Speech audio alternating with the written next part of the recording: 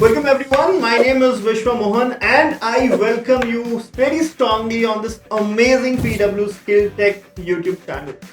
Today I have brought this video where I'm going to talk about what is version control and what is Git in a very long form one short video. But before I go and talk about that, what is in the store, how we are going to understand all the concept around the version control and why you should learn it, let me first introduce myself as it is the first video of mine on this channel. My name is Vishwa Mohan and I have close to around 13 plus years of experience working in this IT sector.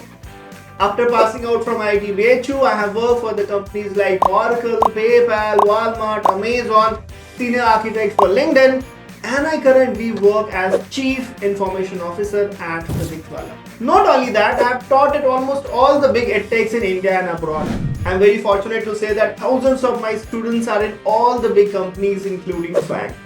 So through the series of videos on this YouTube channel, I would like to make sure that all the things that I have learned, all the mistakes which I have made for all these years, and the experience of teaching so many students, I would like to bring all those values, all those practical aspects, all those real world learnings into these courses. So today I am here with this very important topic called as version control. Now, if we talk about software, one thing that you would have always realized that they always comes with version 1, version 2, version 3, be it games or be it as magnificent as a Tesla car. All of them come with certain releases. So no matter which part of this IT sector you're learning a programming language, you're building a mobile application, you are a web application developer, or you are a data scientist working in machine learning AI, you want to be in the DevOps side. If you are in any sector which belongs closely to this IT sector, one thing that you definitely need to learn is version control. And for that, one of the most prominent tool which is there in the market is Git. So through this one short video, I make sure that you learn anything and everything which is needed for you to get started in this amazing world of version control. And since this is cross-cutting all the things, be it software development, be it web development, be it machine learning, data science, so this is one of the first video that we are bringing for you on this platform. So whether you are a fresher, whether you are just getting started, whether you are already a professional, you are working in the industry, you will find that a good hold on version control will help you gain a lot of success. It will help you in doing the open source contribution. It will help you in sharing your code, the projects that you have built to the world. It will help you if you're already working in a company, or it will help you in do anything and everything that you would like to do in the world of the IT sector. So that's how important this topic is. So let's get started on this topic, but yes, wait for one more minute. Since this is the first time I'm meeting you on this channel, let's set the rule of the house correct. So I think most of you people would be thinking that this is absolutely free. But is it really free? If you try to think deep, this is a one short video which would be definitely a long duration. So if you are watching this video on a platform like YouTube, which might be coming free for you, I'm not counting the data cost, still you are spending a lot of time here. Today spending time is as equivalent as spending money. So if you're spending X amount of time or dollars or rupees, it's your moral responsibility to at least make 10x out of it. How can you do it? It's very simple. Make sure that you watch this video in a very focused manner. YouTube is a platform, you get lots of distraction, lots of notifications. Make sure you plan your learning on this platform. Be ready with the notes, pen and paper, or something to put notes on. Try to make sure the speed of the video is as per your requirement. If you feel that it's going slow, you can make it fast. If you see that it is getting fast, you can slow it down. You can take a pause in between. You can think and then again restart the video. So play the video so that you are making sure that the time that you are investing in learning this video is perfect. Said that, I believe we all are set now. So let's get started and understand, deep dive this world of version control. So now let's get started with understanding what is version control system and tools. Before we deep dive, I have a suggestion for you people. Anytime and every time you start learning any concept, right, you should always try to follow a logical approach. What is that? and you can apply it in your real world problem, or you are trying to learn anything which is there in the tick. So every time you are starting, you should always start with something called as what. Then what is that concept? If I'm learning version control, what is version control? Because unless until you have a very clear understanding ki bhaiya, what is the meaning of it, you will not earn the interest in learning that topic. So what is very important? Once you have understood what, the next logical thing that you should try to get answer is why. Because if you look around yourself in the market today, there are 1,000 things to learn. All are important. But you have to find, is it right for me to learn at the moment? Is it help me get upskilled? It is what that's going to help me get the job. And only if you find the answer is yes, you should try to spend time there. Because not everything which is good is actually good for you. For example, if you want to get selected in Indian cricket team, you want to play IPL, for that you need to practice cricket. Even though football is a good game, and I'll not deny any day, but in order to get selected for the cricket, if you just practice football, that's not gonna help you, right? So why part is very important. So first of all, try to understand why, what, then try to understand why. And once you have understood this, the next part, which is how, will become simple, because you are already motivated to do that stuff. So everything that at least I teach to you folks, I'll always make sure that we follow this approach. What is that? Why you should learn it? I will never force you ki bhaiya padh lo, read this. I'll not force you. I'll always try to give you certain logic. We'll give you the logical statements which only if you are convinced you should continue the video, or you are free to stop watching it. Correct? So now let's get started. So let's try to address the elephant in the room, which is version control system and tool. So what is version control? That's the first part. So before we talk about why, let's try to understand what is a version control, right? So if I go and use this word called as version control, version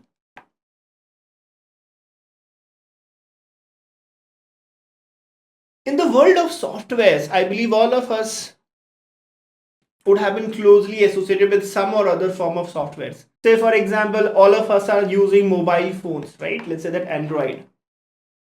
And in the Android, few of the very common apps that we have, is for example, Instagram, say for example, Facebook, Big Basket, right? So at least once in a while, you would have realized that your application is saying that we are getting updated. We're getting upgraded to the next version. In the childhood, if you have been following the sports, like the video games, you will see that there are different versions of that. Time often, if you're working in the study, you would be realizing that the Java multiple versions have been coming over a period of time. Java 1, Java 2, Java 8, Java 11. So in this world of software where everything is dynamic, we say that change is the only constant. We keep on evolving. We keep on having the multiple versions. And when we have a different versions, there should be a way to manage it. There should be a way to control it. There should be a way to leverage the max out of it. So all the tools and the techniques that we use to manage the versions of the software, right? All the tools and the techniques that we use to manage the versions of software that we build is typically called as version control. Right? So in order to ensure the ever evolving natures of the software that we build, because it has to evolve, it has to keep changing with the demand of the hour, the ways to control that, the ways to manage it, the way to manage the multiple versions of the same software, typically you do with the help of version control. Now in order to make things more simple, let's try to understand that why it is needed at all. First of all, why do I need to learn version control at the first place itself? Let's try to take few examples. So for example, one of the biggest place where the version control could help is collaboration. You know that when you work in an industry on a specific project, multiple people, person A, person B, person C, person D, multiple people will be working on the same project. They would be playing and manipulating the same piece of code. So when the multiple peoples are working on the same piece of code, you'd like that they should be able to seamlessly integrate their changes. So one of the challenges is that they would like to seamlessly integrate the changes.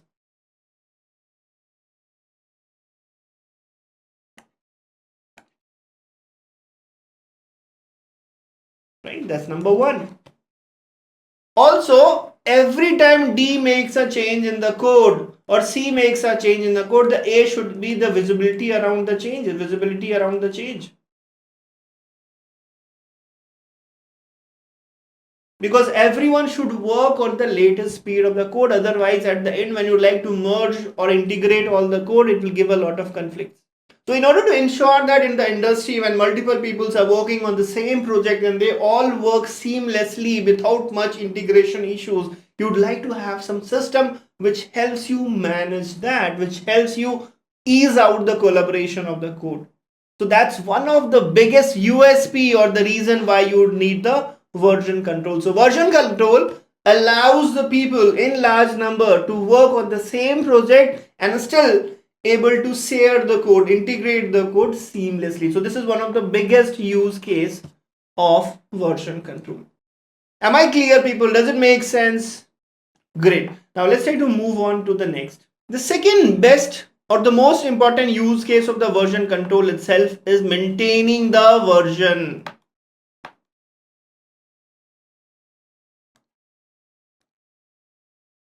The version control helps you maintain the different version. As you can see in this diagram, you have version 1 which have these changes that you did on 24th of February. Then you have the another version, then you have the third version, like that.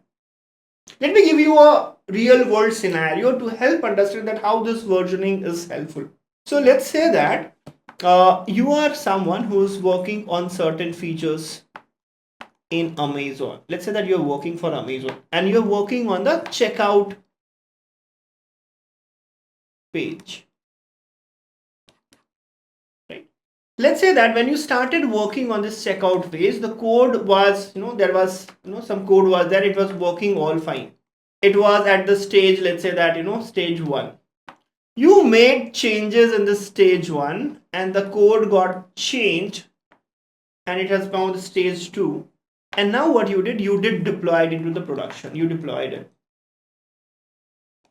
As soon as you deployed it, now your customer had started complaining that they are not able to check out. Now, customers not able to check out your code is a big problem. As soon as you are aware that there's something wrong has happened, you immediately realize that there's some issue in this code, some issue. But now let's say that I'm not using any kind of version control tool. Right now, since I only have this version code 2, which is the latest version, undoing the changes, making changes in the file which is already modified becomes very complex. It will become very time taking. And that's where the version control comes at the rescue. Let's assume that we have been using version control 2. Let's assume that we are doing the version control. In the version control, what would happen? I would have maintained the version. So I already have a version V1 of this, which I'm never losing. And this code 2 is at the version 2. Now, as soon as I realize that version 2 is having issues, I can well go back to my version 2 and deploy this code. So within a fraction of few minutes, I can go back to my previous version, deploy it to the production, and the existing issue could be fixed.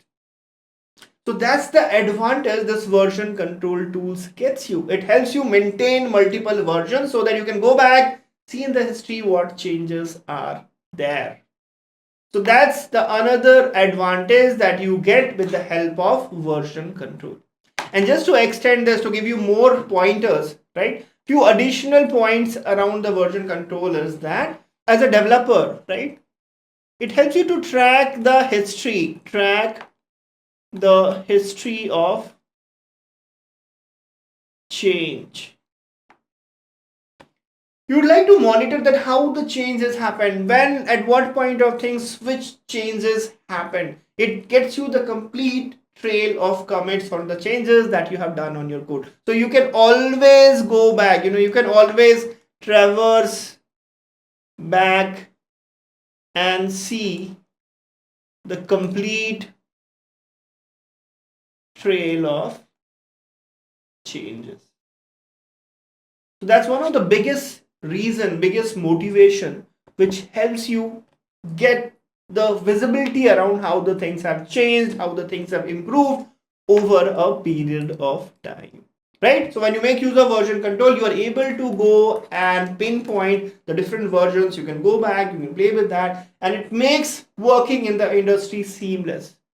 And that's why you will not find a single company on earth who is working and they are not using a version control tool. Almost every company you go and work for a company and you'll see that the version control is definitely being used. So by now, I feel that you guys are strongly convinced that we as a learner, we as a students, we as a professionals, we definitely need to master this concept of version control. Now let's try to understand that what are the different types of the version control. So if we try to understand the different types, there are typically three different types of the version control. We have something called as a localized version control, we have centralized version control, and we have a distributed version control. So let's try to take each of them one after the another and understand deeply that how a localized version control will look like, how a centralized version control will look like, and how a distributed version control would look like. If I talk about the localized version control, what it means that the version control is happening locally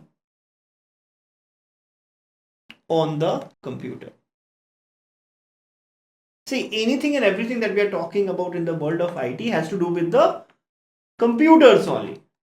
Right? So when I say the localized version control, it means that version control which is happening locally on my laptop, on my computer, which I'm talking about. Right? So basically the green symbol that you see here, you can think of it like this. Okay, here, this is your computer or this is your laptop. And in this, let's say that I'm using versioning for the database. So for the same database, I'm maintaining multiple versions. Version 1, it was the first version, you made some changes, it became version 2, you again made some changes. So latest changes are there in version 3.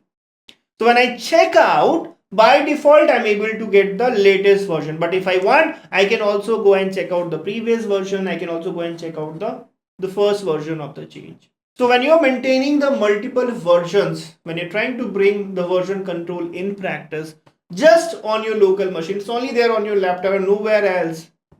Typically that model of version control will be called as localized version control. Something which is there only on your laptop and nowhere else is an example of localized version controlling. Now let's try to move to the another one. Sometimes in an organization, we follow something called as a centralized version control. Now, in the localized version control, there are certain challenges. Can you guys think of what could be the challenge in a localized version control? Can you pause this video and put that into the comments? That what do you think are the challenges of the localized version control? Yes, in the localized version control, you can maintain the multiple versions, no issues there. But in the localized system, when everything is in the local, what if certain failure happens? For example, hardware crash, power failures, right? Motherboard crashes. There's a very high chance that if you're storing data locally and if your laptop is lost, if your laptop is crashed, your hard disk crashes, you might lose data. You might lose that very expensive, very important piece of code that you have written. So it's always important that versioning is important, but you should always try to have a remote copy of that. So typically this you try to solve with the help of centralized version control. So what do? You keep a centralized server. When you go and talk server is nothing but a computer. Right? So instead of doing this versioning on everybody's own individual laptop, you keep a high-end computer, high-end server, and there you maintain all the versions. And then every individual, when they would like to work on the certain piece of the code, they can check out remotely through network that piece of the code, and they can be working on that local machine. So the different versions are maintained on a separate machine, which is central, and individually you, me, and everyone else who is working in that organization can just take out the copy of the code from that central server and work on their local machine. When we use this model of version control, that's typically is called as the centralized version control. Now, this centralized version control again has certain challenges. What is the biggest challenge? Now, even this central VCS server, this can act as a single point of failure. What if this central version control server, which is centralized itself, goes down? You will end up losing all the version control and the data. This could be one mishap. If the central server gets corrupted, everyone who is taking out the data will have to face the same issue. So this itself has certain challenges. So in order to make sure that we further evolve, there's another model of version control which is widely used these days. That typically is called as distributed version control. Distributed version control ensures that there is no single point of failure. So definitely it will have a central server where you are doing the version controlling. So you have a central server, you are doing the version control, but on the individual computers also you will be doing the version control itself. Right? So what I mean to say is that there will be a central server. The central server you will be doing the versions. And then the multiple people who is working, let's say that Vishwa is working. Let's say that Shivani is working. Let's say that Vaishnavi is working. Right? Each of these people will also have their copies of version control. So these people will be also doing their version control. Here also the version control is happening. Here also the version control is happening. Here also the version control is happening. So now version control is not happening at a central place. It is happening here also. It is happening here also, here also, here also. So it's distributed in nature, right? That's the meaning of a distributed version control. So today in this modern world, if I talk about any well advanced versioning tool which is available in the market, they are all distributed in nature. They are all distributed version control in nature. So by going ahead, if I talk about a version control tool, what I'll be meaning is the one which provides this distributed version control capabilities. Now let's move further and talk about that. Okay, we have been talking what is version control. We understood that why we need to learn version control, but what is the exact tools? Which company is at the foremost when it comes about version control tooling? So the market leader in this space today, sir, is Git. Almost every company that I have worked for, I have never seen them working with any other tool than Git itself. I might not be wrong if I say that 90% of the companies today are working on Git. So if you're a budding engineer, if you're fresh in the college, or if you're already working in the industry and you want to understand, master this art of version control, if you know this tool, Git, the chances are that you're covered at most of the places. And also the good point is, even if your company is using some other tool, the basics applies the same. The basic remains the same. So in this course also, in this video also, I'm going to talk on length about Git only. But said that there are other competitors too. For example, Bitbucket, GitLab. GitHub is basically the part of the Git itself. It's not a competition to that. Fair enough. So we have understood till this point what version control is, why we need to learn it, what are the advantages, what are the types of version control. And the tool which is at the foray, which is the market leader right now, is Git. And we are going to talk about Git at length in the next few minutes. Let's try to understand that, bhaiya, what is this Git? So as I talked about, Git is a modern version control system which almost every company is using. And out of all the three types that we learned previously, Git is a distributed version control system. Git is a distributed version control system. So basically it will have two parts. It will have a remote part, remote hosting or version control, which we normally call as GitHub. In the later part of this video, we'll be talking about GitHub, the Git Remote, and the local part, right, where we'll be managing the whole version control with the help of Git. Right? So let's get started and see that how the Git works both in the local and the remote manner, and how this acts like a distributed version control system. But before we move further and makes our hands dirty and see actually how this version control thing works, there are certain things which we should be clear of. So one of the terms that we will be coming again and again is called as Git SnapShot. Snapshot is more of like, I think we all are habitual today of clicking the photographs. Snaps. So what does a snap does? At a given instant of time, it just captures the moment. Anytime you revisit back, you know that, okay, this timestamp, this is how I looked, this is how my family looked, right? Snapshot in the world of Git has very similar meaning. It gets you what was the state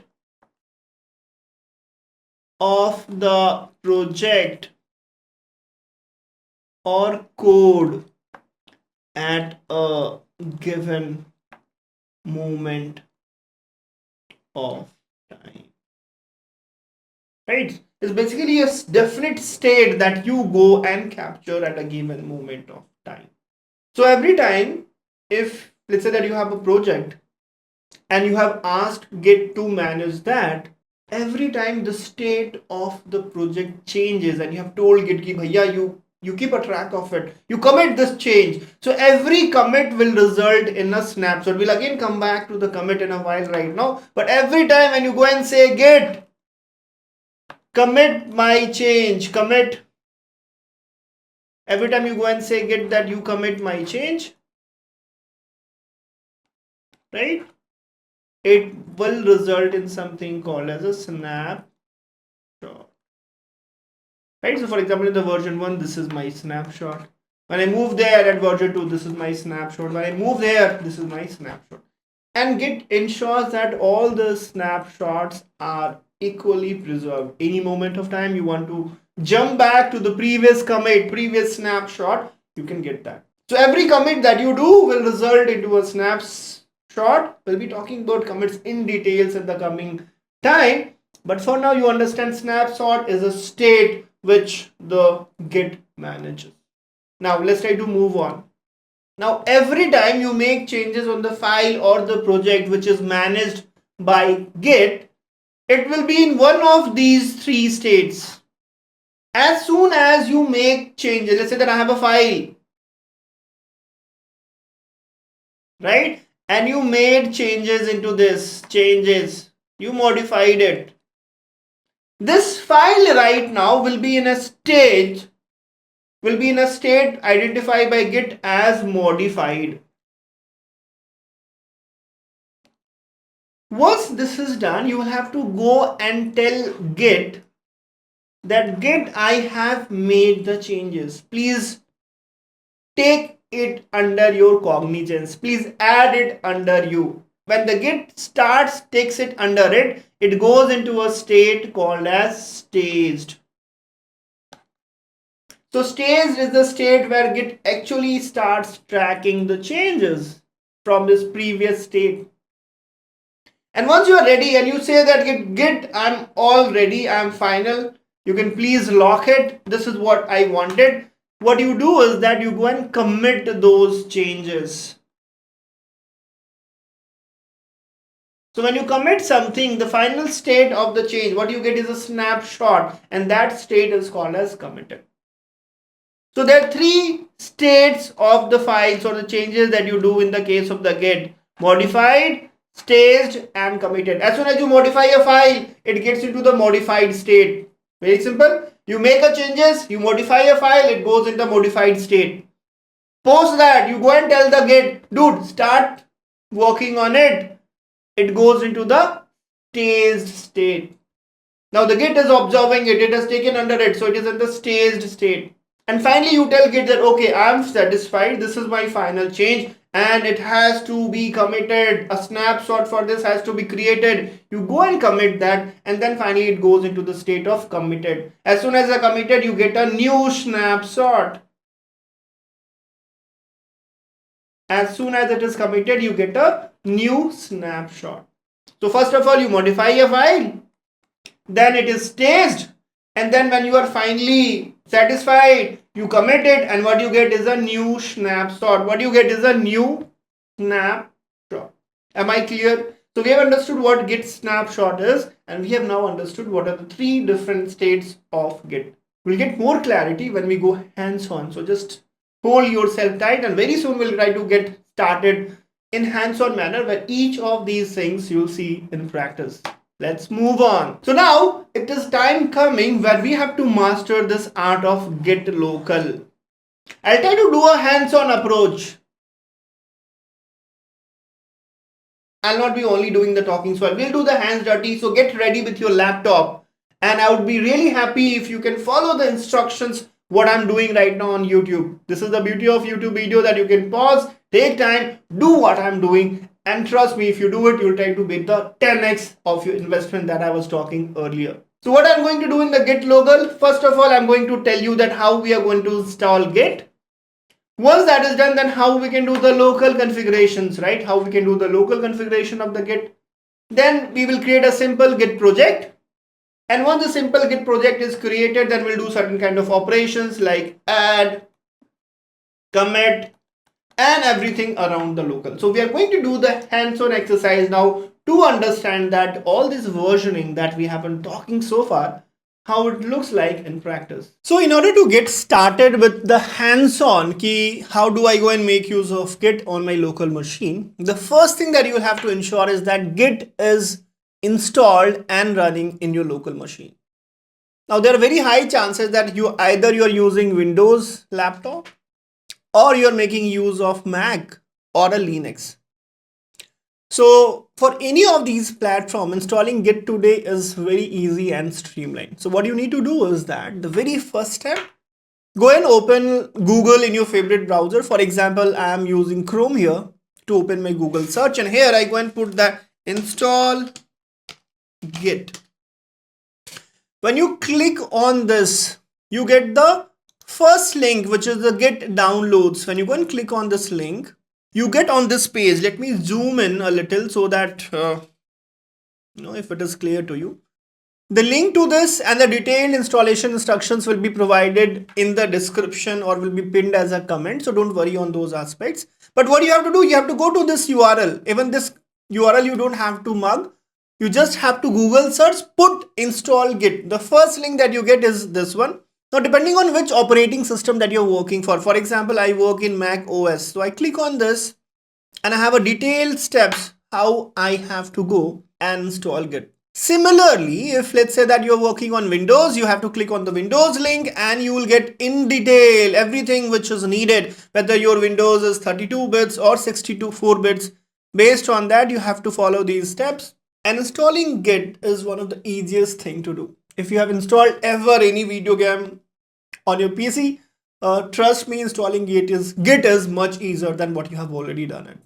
Same way, if you like to do it for the Linux, it has the steps that you can do for your Linux or the Unix operating system. So once we have, the very first thing that we need to do is that install it. So you can pause this video right now, do the steps to install it on your local machine. And once we are there, let's get started for writing the actual code in Git. So now since we have completed the download and installation of Git on our local machine, we are all set to configure Git, create the project and tell Git that you start taking the ownership of my project, right?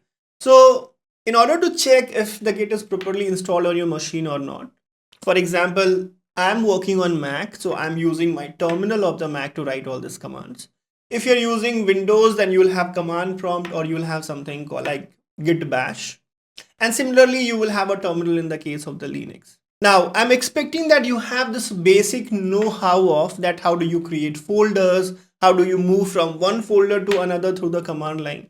Whether you are a Mac user or Windows user, I'm expecting this basic understanding you should have how to create folders and do operations around that. Said that, I'll be doing everything very slowly here, so you can just follow along, and any questions and doubts you have, you can always put that into the comments. Right, so let's get moving. So I want to first of all check if Git has been successfully installed on my machine or not. And for doing that, I go and say that git minus minus version. With this command, I want to check that what is the version of Git that has installed and running on my machine. So I say that what I get is Git version 2.37.1. So this is the version of the Git. So depending on what version of Git that you have installed, it will show up when you go and run the command git minus minus version. So now what we have done is we have installed Git. We have installed Git. And when we installed it, what it means that on my laptop, right, the Git is present. The Git is available right now. Now, in order to make the best out of this Git, what I need to go and configure itself, right? I need to go and configure itself. For example, just like that, when you go and buy a laptop fresh from the market and you bring it home, what do you need to do? You need to configure it, right? You have to go and who's the user, right? You have to go and configure the Wi-Fi password and all that stuff. You have to do the initial configuration. So the first thing that we need to do here is that I'm going to go and configure Git. And when I say that I'm configuring Git, what all things that I need to do? I need to say that who is the user who is going to make use of this Git. So I'll have to go and tell what is the user email, what is the user name, right? All these things I'll have to go and set up, that who is going to be the user, what is the email, what is the name, all this stuff we'll have to go and do. So let's see that how we can do it. So if I go and open my terminal, so for configuring the name, I go and say that git config minus minus global, and I go and say that user dot email should be equals to, let's say that kankvish@gmail.com.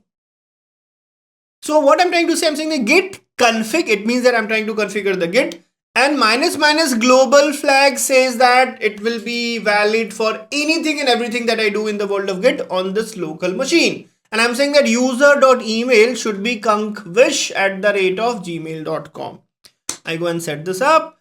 Let me go and also set the username. So I go and say that git config minus minus global. I go and say that user.name, and I go and call it as Vishwa Mohan. I go and hit this. Now, if I want to now go and read what is the value of user email, what is the value of user email, so I can just go and check it, like go config, and I go and say the user.email. When I go and do this, I see that the kankvish@gmail.com has been set as the username. If I go and again do this, and I go and say the user.name, I will get the name itself. So we have done the basic configuration which is needed to get started. How do we do it? We do it with the command git config. We can also add a flag so that we can go and do this configuration at the global level. So let's get moving and let's do the next step. So what I'm going to do now is that I'm going to create a simple project folder. And then I'll say that git, you get initialized and it start tracking my project. And then we'll see that what all things, what are command that we go and run to make sure that Git is taking the full control of my whole project, so that every change that I do is version control. So for that, first of all, let me first of all go and create a folder called let me go and call it as a demo. Right, so I created a folder called demo using command called mkdir. Right, typically in the Linux or the Mac based systems, you use this command to create a folder. In Windows, you can actually manually go and create the folder as well. So you are free to make use of this command line or create a folder as such in your designated location. Once it is done, then I go inside this folder. So I go and type cd demo. When I do cd demo, basically it does change directory. So it lets me go inside this demo folder, right? If I go and run the pwd, it gives me the present working directory. So I see that I'm inside this demo folder. Now inside this demo folder, let me go and create a file. Let me go and create a file. So for that, I go into this touch file1.txt. As soon as I do this, it will go and create a file called file1.txt. Touch command basically uses to create a file. So right now, if I go and do that ls-a, it shows that there is one single file called file1.txt inside this folder. So my project is created. Now I want Git to start taking care of this project so that this whole project, whatever changes that we do, it is version controlled. So the first basic command that we are going to run right now to tell Git that you have to start owning this project now, you have to start doing the version control of this project now, is git init. Again, repeat this git init. As soon as I do this, it is saying initialize empty Git repository in this specific folder. And if I again do run the same command, ls-a, right? Let me go and copy paste this whole stuff and put that into a whiteboard and explain you what just happened. So if I go and look here, so in our folder called as demo, in our folder which was demo initially, right, inside demo, we had only one file which is file1.txt. But as soon as you ran this command git init, what it did, it initialized Git. And what I mean by that, it means that I'm telling Git that now on you are going to take the ownership of this folder called as demo. And as soon as you're done with it, if I again do ls-a, I'm seeing that now a new more file is added which is called as .git. So .git is a location, is a subfolder which gets created, which has all the information about the version control. So all the magic which Git is able to do, all the version control which Git is able to do, that metadata, that additional information is all present inside this hidden file. This is a hidden file. So any file which starts with dot is a hidden file. It contains all the informations, all the configurations, all the setups which is needed by Git to do the version control is here. So .git, if you go and delete, the Git will not be present. So anywhere, any folder that you feel that Git is taking care of it, there will definitely be a .git folder under it, which will have all those kind of informations. Perhaps so that's about the .git. So now we have told Git to start tracking our project. Now let me clear the screen. So far what we have done, we have created a project and we have told Git to initialize, Git initialize inside it. Another very handy command that we'll use very often going ahead is called as Git Status. Git Status will help me identify that what is the current status of the whole project. If you remember some time back, the different stages, right? So this Git Status will talk about the in which status my current project is. So if I go and hit this, it is saying that on branch main. Now what is branch? We'll be covering in a while. So just hold on till this point. You don't have to get confused on that. No commits yet. We'll be talking about the commits again in few minutes. Now what we have to see here is that when I do Git Status, I get this message untracked file and file1.txt. If you remember just few minutes back, we created a file called file1.txt. So Git is saying that in your project, you have created a file which is untracked. You have modified this file, but it is still untracked. So Git is just giving you warning, say, hey dude, the file is there. I know it has been modified. I'm not tracking yet. Do you want me to track this? And for that, the Git is giving you hints also that you can just go and type git add. So Git is saying, in your project, there is a file, you have created it. I'm not tracking it. If you want me to start tracking that file, you have to do git add. What do you have to do? You have to do git add. So I go and say that git add. Now when I go and use git add, I have two options. Either I can give the name of the file,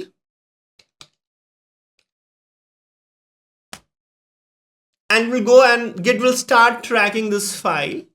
Or let's say there are multiple files and I want Git to track all of them together. So I go and use dot. So when I go and do git at dot, all the files where I have made the changes will start getting tracked by Git. But here for now, there's only one file. So when I go and put dot, it just means that we are trying to track the file file1.txt. When I go and hit enter, and when I do git status again, you see the difference, right? So let me again take this as a screenshot. It's a very basic and fundamental concept. So I'll take some time to make sure that it's crystal clear to you folks. So let me go and put in here. So if I see here, at this stage file was just created. So at this moment when I did git status, Git is telling me that I have a untracked file and it is in red. After that, what I did this git add dot. So it Git started tracking. And when it started tracking, again I go and do git status. I'm saying that on branch, we'll talk about branch later, no commits yet. And this is the file which is modified and which is being tracked by the Git. So this normal cycle looks like this. You always go and create or modify a file. After that, you have to go and tell Git to start tracking. And for this, you could use a command called as git add dot. So now everything that you have done, Git has started tracking it. Said that, post this, let's say that I am now satisfied with the changes. I am happy with the change.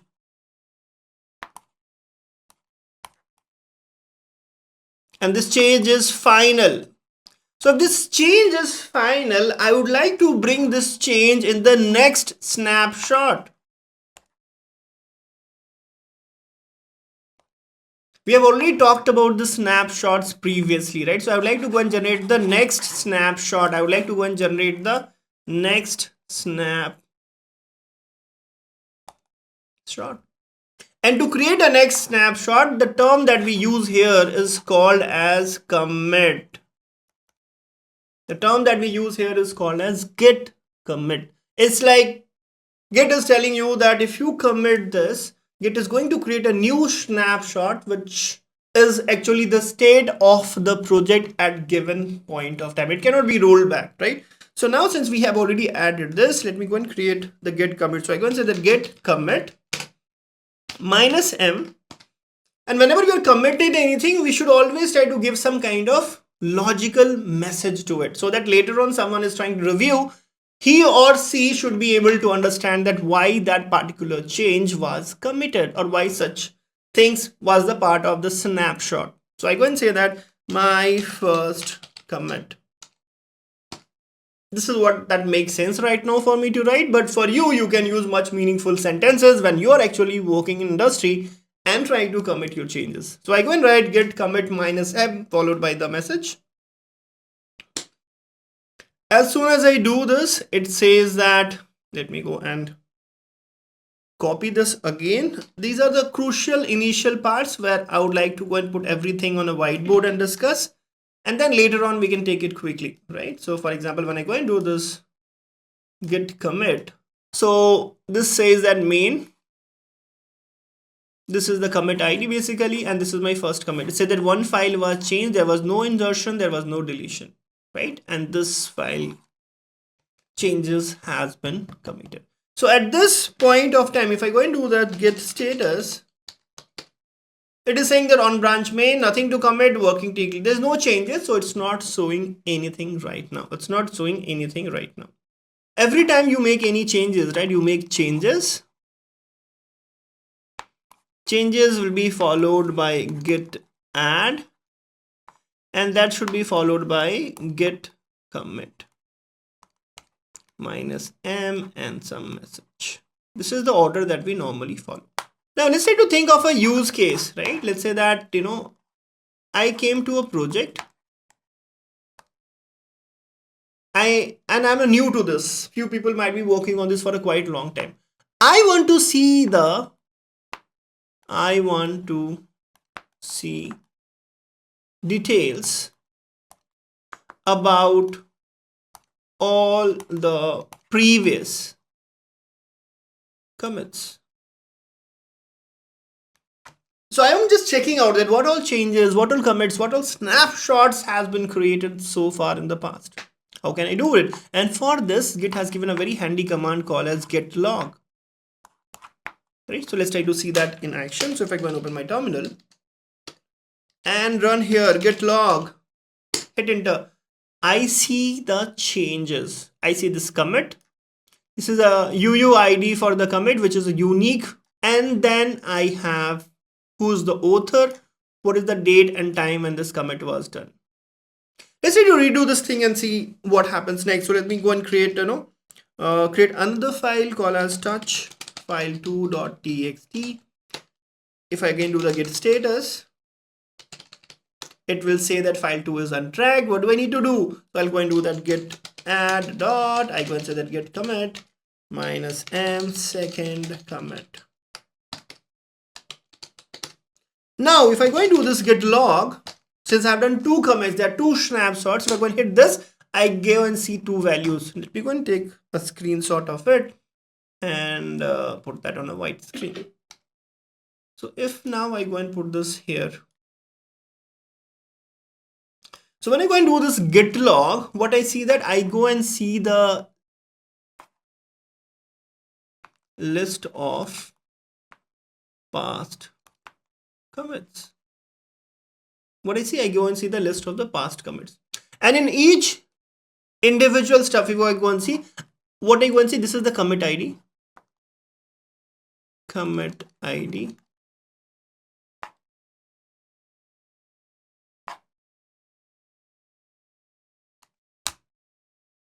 I also see who is the author, what is the date and time at which this commit was done, and what was the commit message. This is the commit message. Similarly, this was the previous commit. So if you go and talk about, right, for any given project, the trail will look as commit 1, commit 2, commit 3. Whatever is the latest commit, whatever is the latest commit, that will be called as head. So what head always points to the latest commit. What is head? So in your trail of commits that you do on Git, the head will always point to the latest commit that you have done. So sometimes people will ask you, where is your head in the Git? When you keep on doing the commit, the latest commit, the latest snapshot is what your head represents, right? Which is showing up here. As you can see this is head and this is the branch. What is branch? We'll be talking in a while, so don't get bogged down by that. But right now you have understood that in a project you can have multiple commits. Each commit creates you a snapshot, and whatever is the latest snapshot or the latest commit, that's what your main is always pointing to. Now, since we have understood that all the commands for adding and committing the changes in a project, now let's try to do that. So that how can I go and revert my changes? Revert or reset my changes. How do I do it? So if I go and talk about the project which is managed by the Git, what happens is that normally, first of all, you do any kind of modification. After doing the modification, you'd add it. And after adding, you finally commit it. Let's say that, so there could be 3 stages at which you would like to go and revert. Let's say that the one stage could be when you did the modification, and here you would like to revert back. Or the other thing is that you would like to revert from here. Or finally, even if you have done the committed, you would like to revert from here. So in total, there will be 3 stages or the 3 levels at which you would like to go and undo the changes which you have done.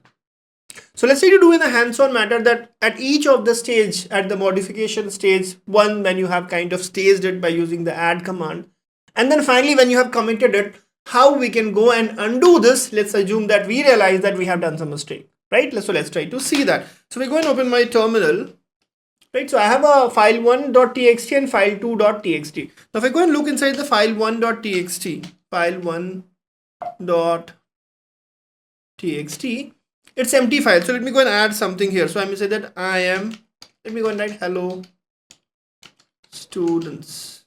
I'm using a VI editor since I'm working on Mac, right? So I'll just use this editor to, add this file. Now at this point, if I go and do git status, you'll see here that changes is not staged for commit.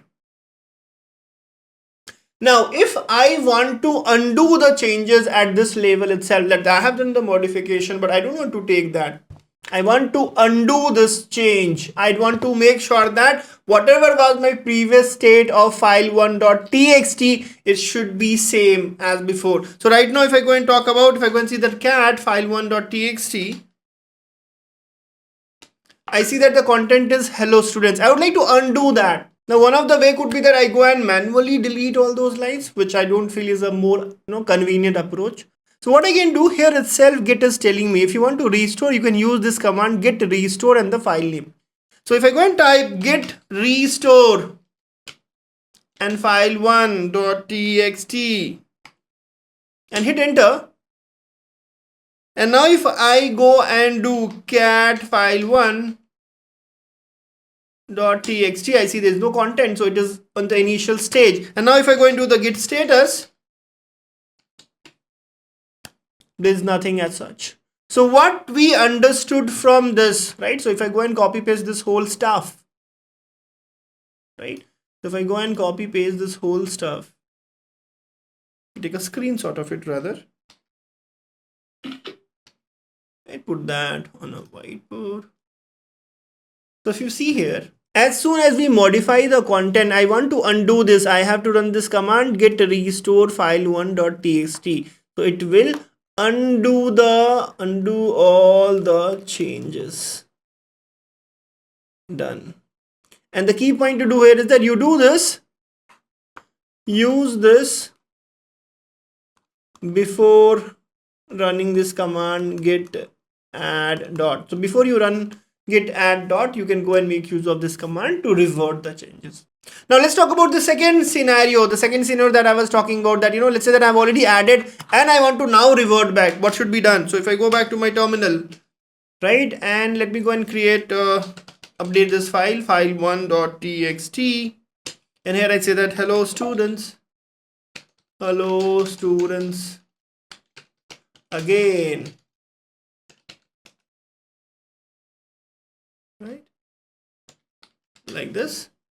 Now I have done git add dot, so it is added to the file. Now if I go into the git status, what do I see here? It says that on branch main, we'll talk about the branch in a while, changes to be committed this. At this stage, if I want to go and revert it back, what I'll have to do, I will have to make use of command call as git restore. This file was changed. So if I want to go and restore, I just have to go and write git restore. When I go and run this, typically all the files in which the changes would have happened would go restore. So if I go and hit this git restore, now it is saying that since I have typed git restore, it's saying that which file you want to, right? So I have to go and say that git restore, and I can go and say that -- stage, and I can say the file1.txt. If I go and do this and I go to git status, if I go and put now, it is saying that it has been modified. So what it does when I go and run this command, right? So let me go and copy paste this. So what I did here, I did first of all git add. So what do? You modify, then you add, and then you commit. This is the normal flow that you will see typically, right? So what we did here is that we did the git add. So we did the modification and then we did the add itself. And then I go and do this git restore -- staged file1.txt. What it does is that it gets you back to this modify stage. Right, so as you can see that as soon as I go and run this git restore -- staged file1.txt, what did it do? It went back to the previous state. So it went back to this previous modified page. You want to further undo the changes in this file, you will have to again write git restored file, right? So we have seen now, right, that you do modify, and from modify you have something called add at stage. At this, if you want to go back, what you can do, you can use the command git, right? You can use this command git restore minus minus git restore minus minus staged file. Now this is another way of doing the reverting. So if I go back to my terminal, right, that is, if I again do git add dot and I go to git status, if I go and tap this command, will git reset and hit enter, and if I do git status now, it also does the same thing for me. So the another way to do the same stuff is that I can go and make use of the command what? Git reset. Another command that I can use for this is the git reset. So I can also do here, instead of this, I can also use a command called as git reset. Fair enough. So we have understood how to do the changes or revert back the changes when it is modified. We have seen that how we can revert changes when you have added it or staged it. Now the next stuff is that, let's say that I have already committed it. I have committed certain changes. Now to committing the changes, I want to revert back. How should I do it? Let's see that. So it's now terminal right now, this, and I do that git add git commit, and first commit. Let's say that I go and write, what's I say, hello students message, hello message. Great, I have done this commit. Now what I want to do next is that I would like to go and undo this change, right? I want to go and undo this change. Now for undoing this change, I have two options. One of the option is called as the soft reset. So if I go and do this, I go and say the git reset minus minus soft, and I go and say that head is basically pointing to the latest commit 1. So if I go and hit this and I do the git status, so what I did, I first of all added a file and then I committed a file.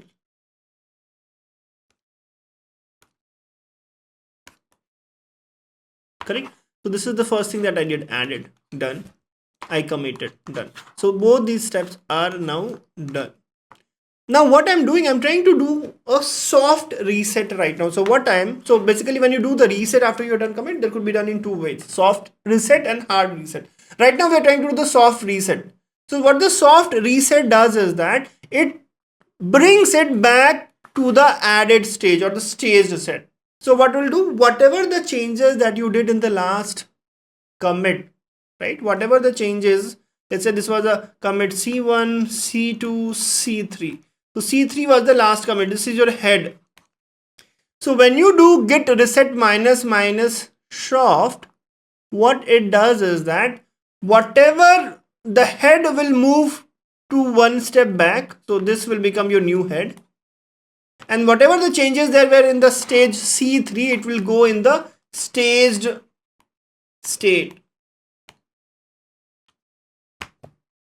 So what I did here, if you see here, if I go and do that git reset minus minus soft head, this number indicates that how back, how much back we want to go. Since I put number 1, so I'll just go back 1. So it means that head is now pointing to the not the latest commit, but the one before the latest commit. And whatever is the content of this current snapshot, the latest commit, that will be in the added state. So as soon as I do this, on writing git status, I am saying that we have modified this file called file1.txt, which is staged. So it takes you back to the previous step, right? So this is one. Instead of a soft reset, we can also do something called as hard reset. Instead of a soft state, we can also do something called as a hard reset. Let's try to see that what happens in that case. If I go and open my terminal,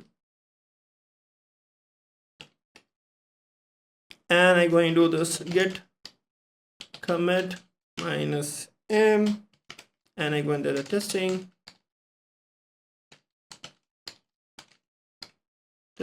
hard reset. And now if I go and do this, so right now if you look around logs, git log, if I go and do, so git log, if I go and do right now, head is here. If I go and do the git log, the head is here, testing hard reset. This is the latest commit that I did. Now what I'll do is that I'll just say git reset minus hard,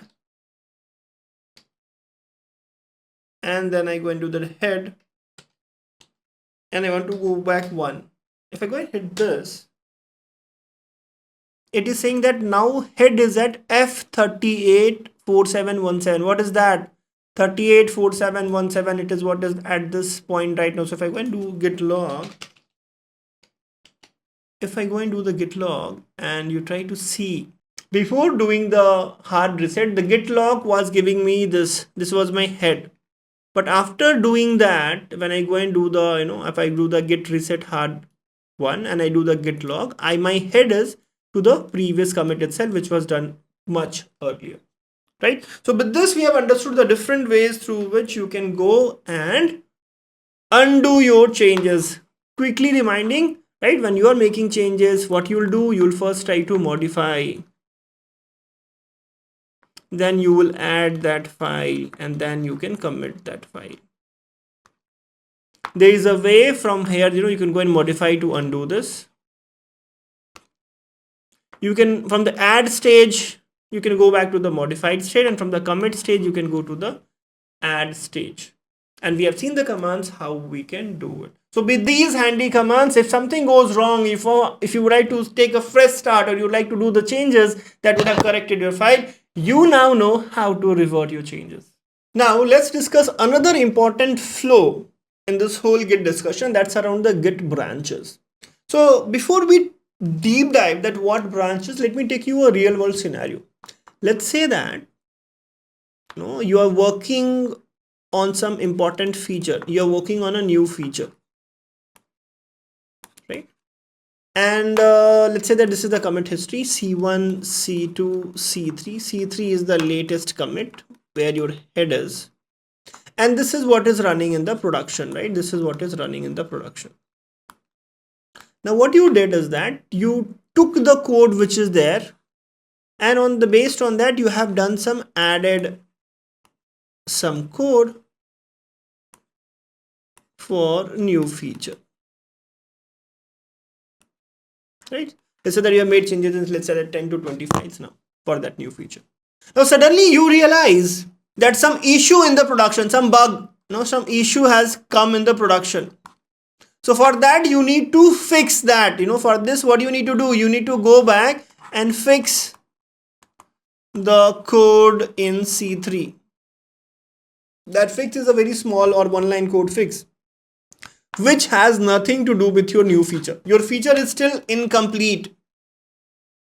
Your feature is still incomplete. Now, in order to fix the code which is existing in the C3 right now, unfortunately, you have to undo all your changes. You will have to discard all the changes. But if you discard all these changes, all the effort that you have done for say like a couple of days, so many lines of code that you have written will go wasted. So what is the right strategy to do in that case?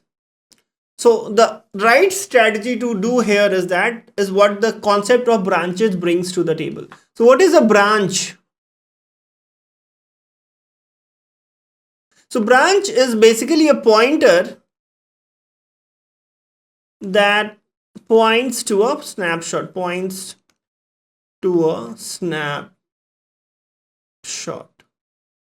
By default, as soon as you do anything, as soon as you make a project get monitored under the Git, by default, a branch is created of the name either master, or these days we are using a naming convention called as a main. So by default, this is the default branch. So for example, when we are doing nothing, so far what we have been doing, we are getting commits C1, then we are C2 commits, C3 commits, right? And the latest commit is where my head is. it is all done on the branch main. Let's say that it is all done on the branch main.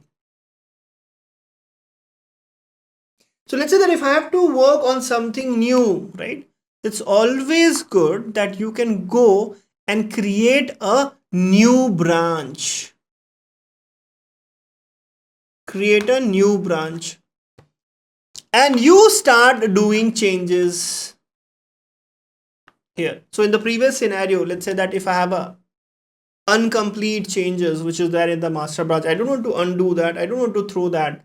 What I need to do, I just need to go and create a new branch from the last working code which is deployed in the production, and there I'll go and make changes. So with branch you can think of a new pointer which will point to a specific snapshot, right? And all the commits that you do are always specific to a branch itself. So if you go and look into this diagram, right, so for example, initially we are working on the single branch called as master, right? So this is the master branch.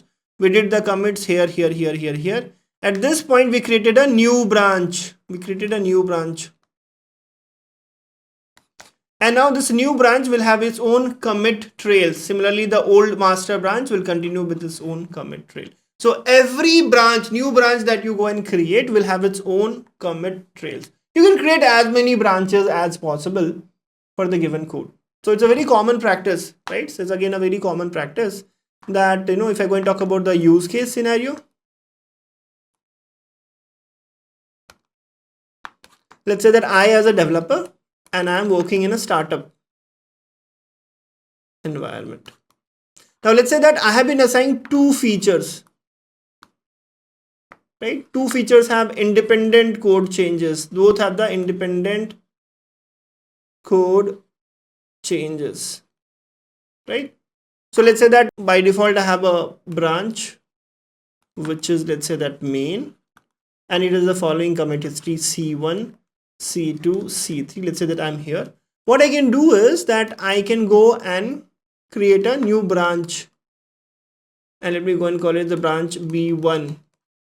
And in this I could make changes for the feature 1, right? And here again it could be like, first commit, second commit, third commit, like this. I can keep on changing. Similarly, for the other feature, I should go and do the another branch B2, and it has the features for the feature 2 that I'm working, and it will have its own commit trail, for example C1, C2, C3.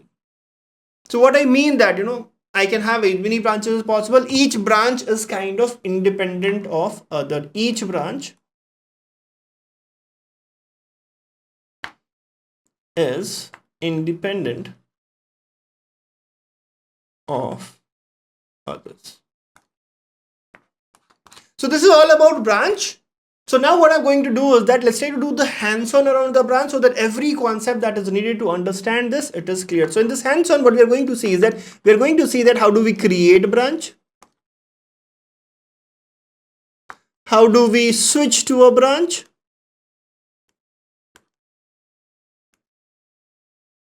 Right? And how later on we'll see that, how do we connect and merge two branches. So let's get started and makes our hand dirty, and we understand that how to deal with this branch word. So let's get started with the branches. So the first thing that I would like to show is that get me the list of all the branches, or I would like to know that on which branch currently I am. To do this, we can run a command called as git branch. So as soon as I do, it will list me all the branches which is available. So right now I have only one branch, which is main, and a star mark before that indicates that this is also the current branch in which we are looking currently. So there could be multiple branches, but at a moment you could be a part of only one branch, right? So whatever that branch which is currently active will be prefixed with a star symbol that you can see here itself. So the git branch is the command which will help me know what are the branches which is available. Next, let's try to move on. We'll try to understand that how do we go and create a branch. So for doing that, we go and do that git branch, and I can say that new underscore branch. Now this git branch new branch will go and create a new branch, and you can think of this new branch as a pointer to the existing snapshot which we have. So if I go and now do git branch it should list me two branches right now. One branch is main and the another one is the new branch. Main, before that it is a star because this is the currently active branch right now. So we have understood, get the list of all the branches, know which branch is active and how to create a new branch. The next thing obviously is that, which should be going in your mind, is that how can I go and select this new branch which I created, right? So to do that, we can run a command called git checkout and I go and give the new underscore branch name. So as soon as I do this git checkout branch name, it will go and check out the new branch. So again, if I go and do that git branch, now if you see, this new branch is in green color and it is prefixed with a star mark. Prefixed with the star mark means that this is now my current branch. So we have understood how to create branch. We have to see how to list branch, how to go and check out a new branch, that also we have seen. Now let me make things little simpler. What if I wanted to create and check out that branch at the same time? I want to create and check out that branch at the same time. So for that we have a command shortcut and we can go and write as git checkout -p and I go and say that branch 2. If I go and hit this, it is saying switch to a new branch 2. So whatever that we are doing in the 2 steps previously, that git branch will create you a branch and then git checkout branch name will move you to that branch. Here we are trying to do it a single step by writing command git checkout -p branch name and a new branch is created and you're also checked out into that branch. So now we have understood all this stuff. Now let's say that my current branch, if I go into the git branch, it's branch 2. I would like to rename this branch, right? So for renaming this branch, I can go and make use of git branch and then I have to give an option called as -m. And the new branch name, whatever the new name I want to say that. So let me say that, branch 2 underscore renamed, right? So what I go and do, git branch -m branch 2 underscore rename. If I go and hit this and I do git branch again, what we'll see is that the current branch name has been changed. So sometimes it's not very common thing that you'll do that you go and rename the branch name. But sometimes let's say that you have mistakenly typed something which is wrong. You'd like to rename the branch. You have the facility to go and rename the existing branch name also, right? So we have created the branch name. Let's say that I would like to go and delete a branch. So in order to go and delete a branch, if I go and do that git branch -d and I go and give this name branch 2 underscore rename itself. So I'm inside this branch itself and I want to delete the same thing. If I go and hit this, it's not allowing me to delete it. It's saying that cannot delete branch checked out. So the branch which is right now checked out cannot be deleted. Only the branch which is not checked out could be deleted. So for example, this new branch which I created, if I want to go and delete it, that could be done. So for that I go and write git branch -d and I go and say that new underscore branch. If I go and hit this, I'm getting this message that deleted branch new underscore. So the point to be noted here is that branches could be deleted. For it to be deleted, it should not be checked out. So in order to delete a branch, you have to first check out some another branch and from that you can delete the previous branch itself. And for doing that, you go and type the command git branch -d and you provide the branch name, right? So if I now go into the git branch, I'll not find that new branch and the list of the branches because it is already deleted. Now let's try to understand another very important and helpful command which is called as git stash. This is more of like a convenience tool.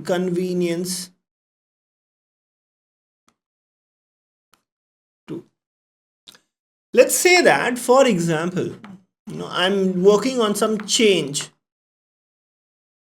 on some code, right? And in this I have made some changes.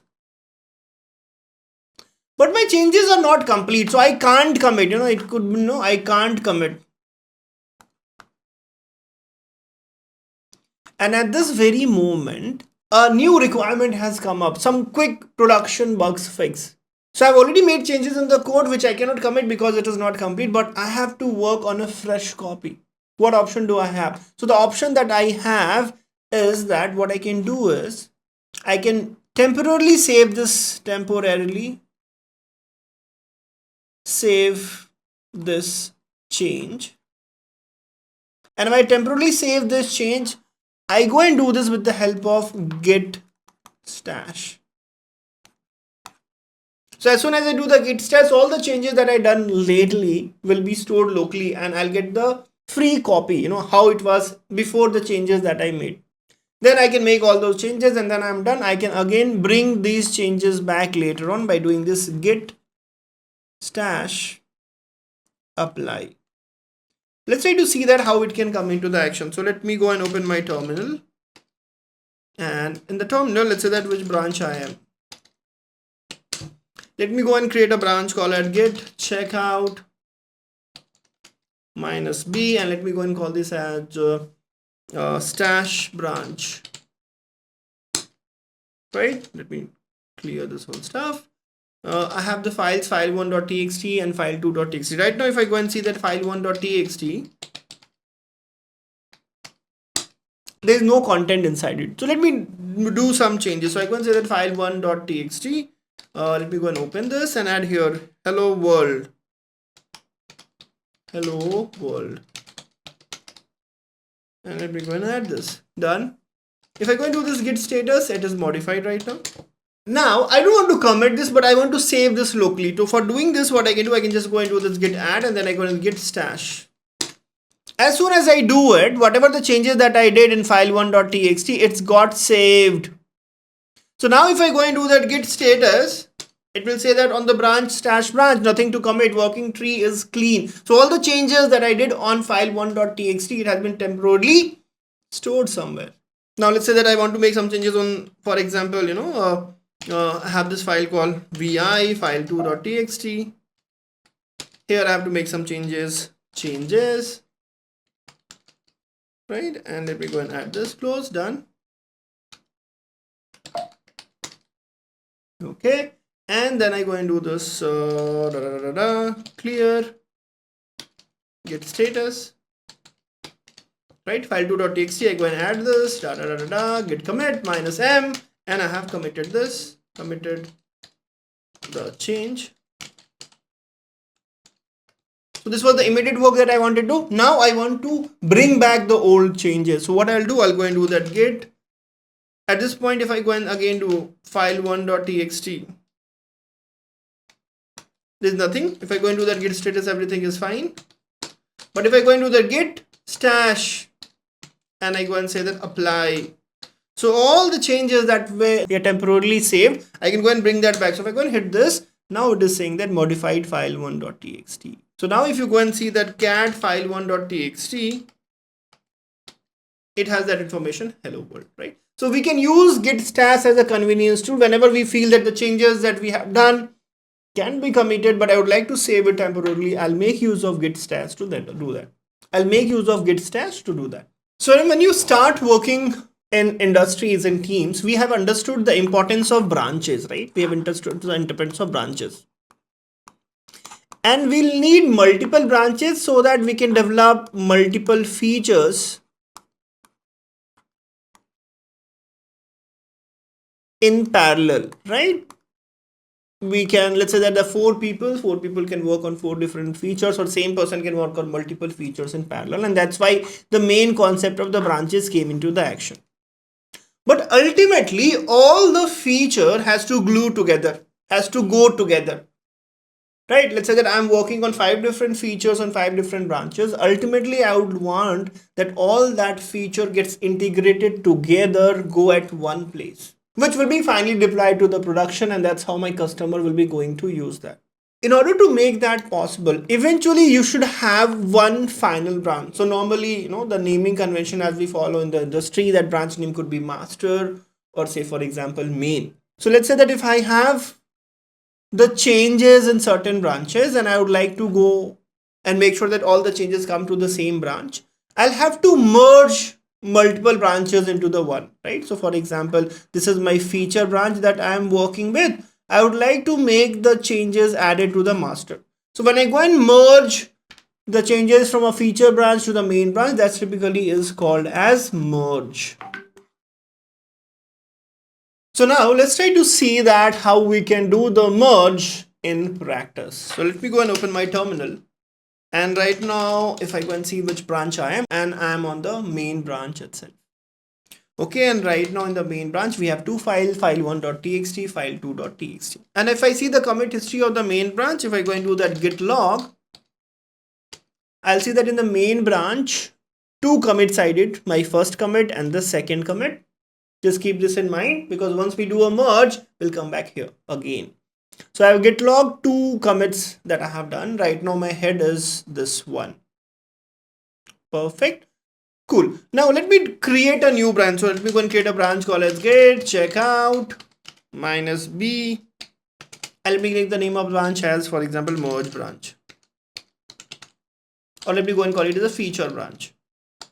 Feature _b. Okay.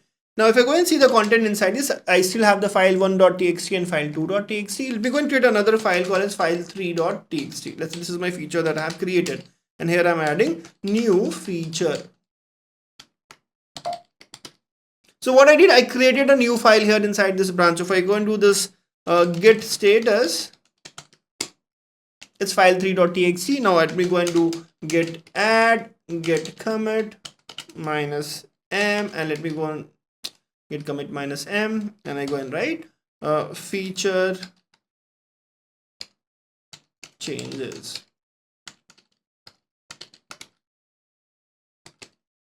Right, so it has been committed. So right now I am in this branch, feature branch. I want to make sure that whatever changes that I did in this feature branch should get merged to the main branch. I want to make sure what the feature B, which was my branch name where I made the changes, all the changes that I did, I would like to go and add that merge with the main branch. So for doing that, the first step will be, I'll go and check out the main branch where I want the code to be merged. So I go and check out git checkout, and I go and say that main. So now I'm at main branch, and I want to bring all the changes of the feature branch to the main branch. I would like to merge the changes from the feature branch to the main branch. So for that, I go and do that git merge, and I go and say that branch name feature _b. As soon as I do this, let me go and copy paste this.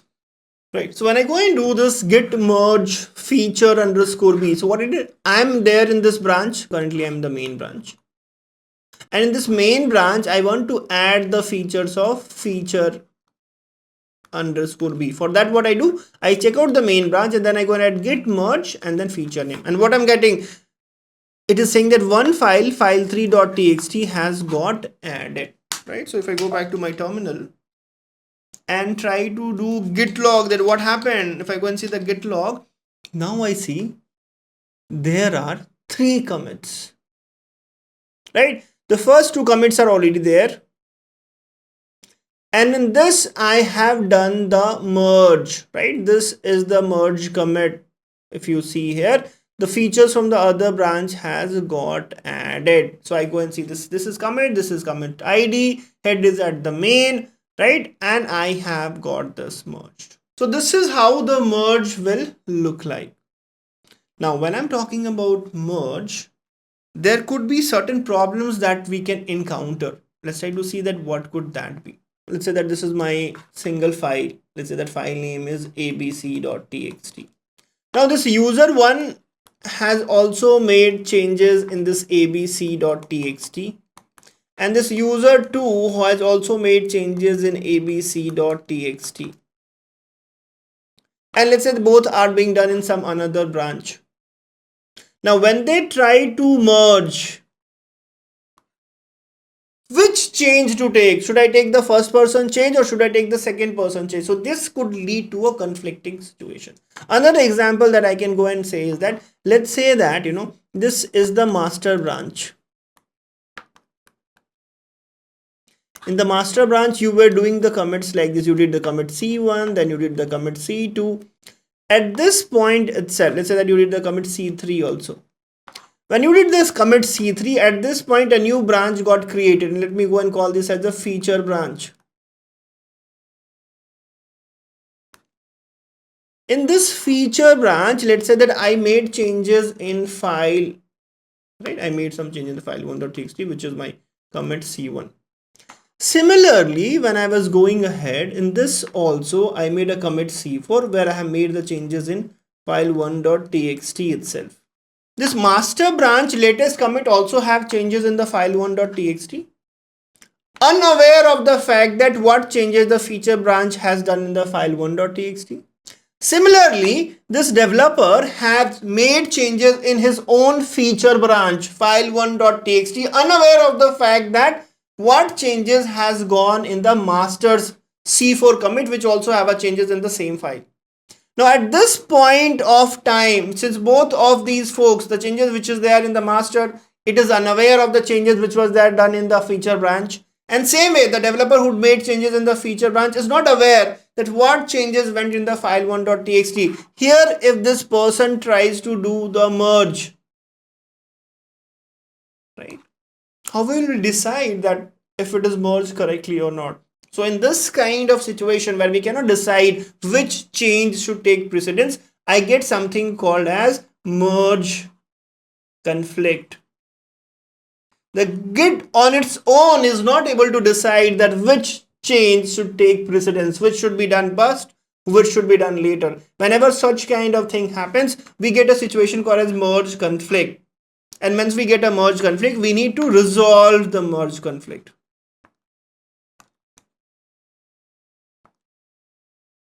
So what we need to do is that we have to understand now that what is merge conflict and how do we resolve it programmatically. So let's see it in the hands-on fashion. Now let's try to see that how the merge conflict can happen and how do we go and resolve that, right? So right now, if I go and see that which branch I am, let me do the git branch. So I am in a branch called as main. And right now, if I go and do this, I have file1.txt, file2.txt, file3.txt. Right now, if I go and see the content of file1.txt, there is nothing inside the file1.txt itself. Correct? Now, at this moment, let me go and create a branch. Let me go and create a branch called git checkout -b, and let me give the name of the branch as feature branch. Or I think we already have a feature branch, right? Let's go and use this. So I'll go and say that git checkout and then feature underscore b. Now here, if I go into this, I have a file1.txt. Let me go and find the content of file1.txt. So when I go and say that cat file1.txt, it's a Linux command cat, which will get me what is the content inside the file1.txt itself.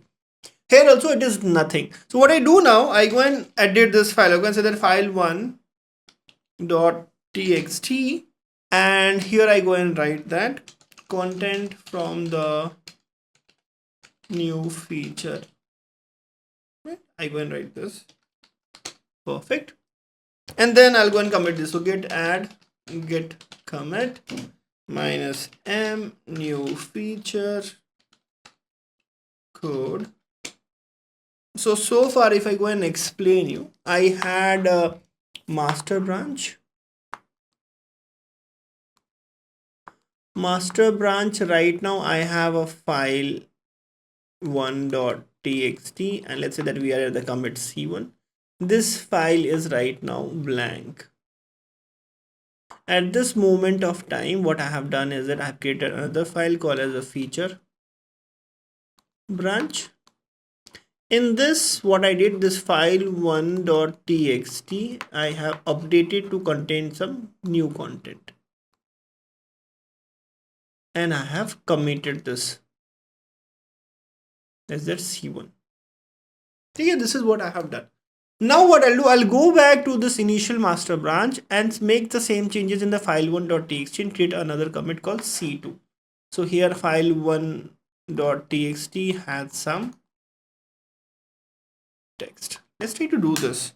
If I go to my terminal, right, so I've already committed this. I'll go back to the main branch. So I go and say the git checkout git checkout main. And now I go and open the file1.txt and I interpret here master main branch changes. And then I go into the git add, git commit, minus M and master changes. With this, the change that has happened is that I have a master branch and I have this feature branch. Now, for the same file, file1.txt, this guy has done some changes. This feature branch has also done the changes in the same file, some changes. Since these are the two different branches, they are unaware that what is change happening in another. So both are impacting the same file and same lines. So at this point of time, if I would like to go and merge this, Git will get confused that on the line number 1, should I keep the content which was written by master? Or should I keep the content which is written by the feature? Which to pick? And this will lead to the merge conflict.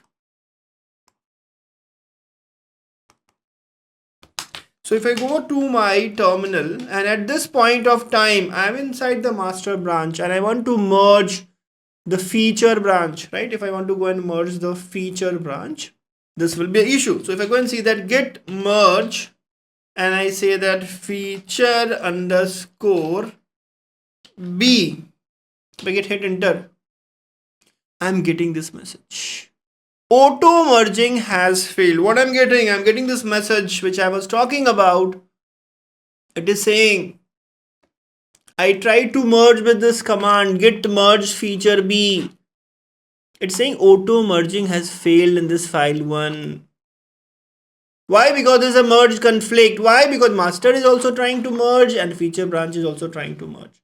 So now I have a merge conflict. We have seen what a merge conflict is. So whenever we see a merge conflict, whenever we find a merge conflict, what we need to do is that we need to manually address it.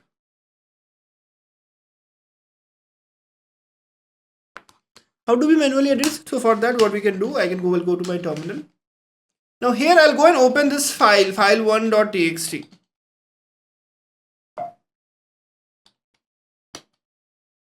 So any file which has a merge conflict,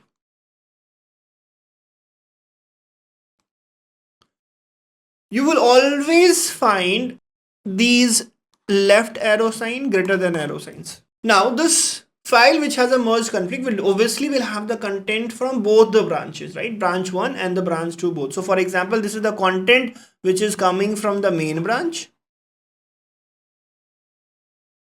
Or you can say that current branch. It will be always above this equal sign, above this symbol. So all the content that you see above the multiple equal signs, that will be the one which is in the current branch. And one which you comes below is from the content from other branch. Is a content from other branch. So now you have to decide that I want to pick this or I want to pick this or I want to pick both of them. So this is now you who decide and take a call that how it should be merged. So merge here the Git cannot do automatically. So it leaves on you that dude, you decide what has to be done. So for that, now if I go back to my terminal, I go and say that, okay, this is an unwanted line. I want to go and delete this, right? So what I go and do, I want to do the delete this.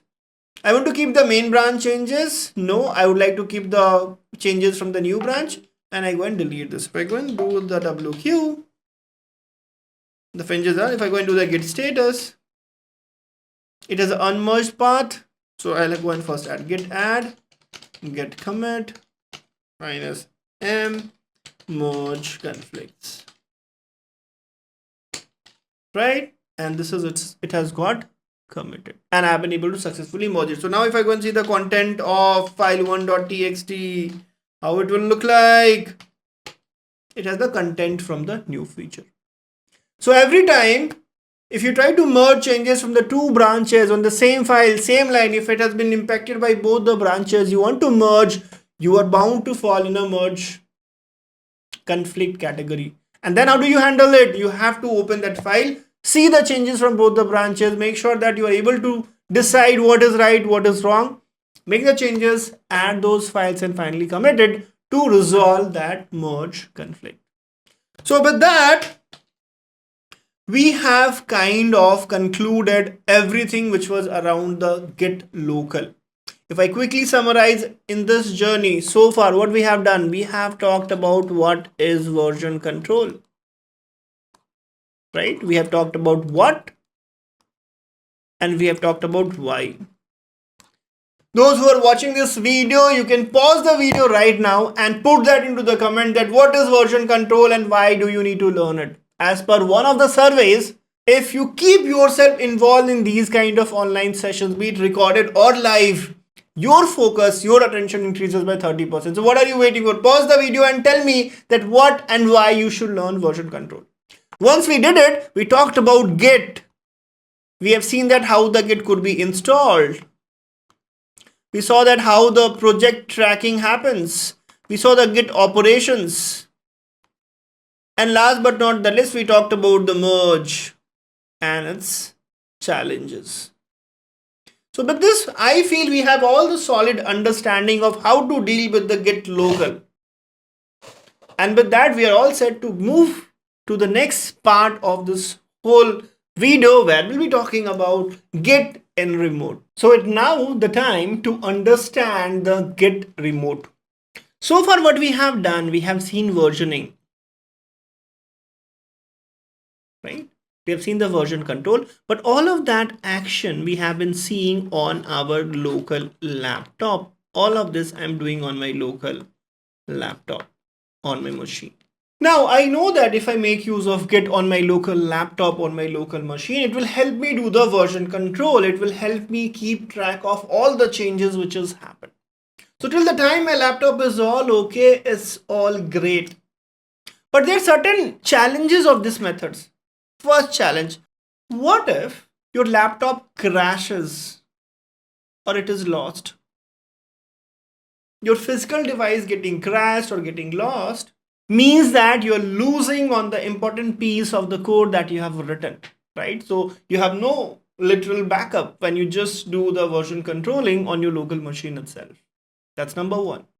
Number two, what if you'd like to share your code with others? Again, there is a challenge. Right? How will you share the code which is there on your local machine? How would you share to someone remotely? That's number two. Number three, you want to work in group. Now you're working on your own laptop. The entire piece of the code is on your laptop itself. How are you going to share that code with your colleagues who is working on the same project? So all of this points to a requirement where I would like to put all these things in a central location. What is the ideal solution to this? All the things that I do, I should have a central place, central remote location where I should be able to host my code. And not only that, I should be able to do the version controlling here, version controlling. So all the things that we saw so far in my local machine, there should be some remote place where I should be able to do all that stuff. So I should be able to host my code and do the version control, and there should be some way so that from my laptop, whatever the thing that I'm doing, I should be able to make a connection. I should be able to make a connection. Right? So this will be remote. This is local. And I'm able to make some kind of connection between these two. In order to solve this, Git came up with a remote version of the same, which is called as GitHub. So GitHub is a remote code hosting platform. It's one of the largest platforms where developers from across the globe, they go and host their code so that they can share their code with the world. They have a remote copy so that they don't lose their code if they lose their machine. And they're able to easily collaborate with others.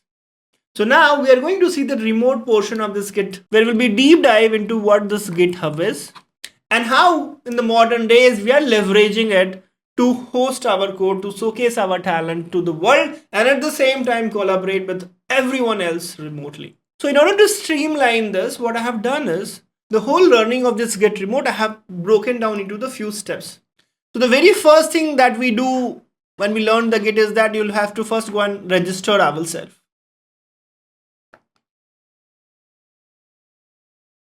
So registering or making an account on a GitHub is very similar to how you'd like to go and make account on, say, for example, LinkedIn or Facebook, right? So as simple as that. We'll see that very soon now. Once that is done, we'll see that how remotely we can go and create a repository. Again, this is a wrong name. It's remote repository. What is this? This is a remote repository,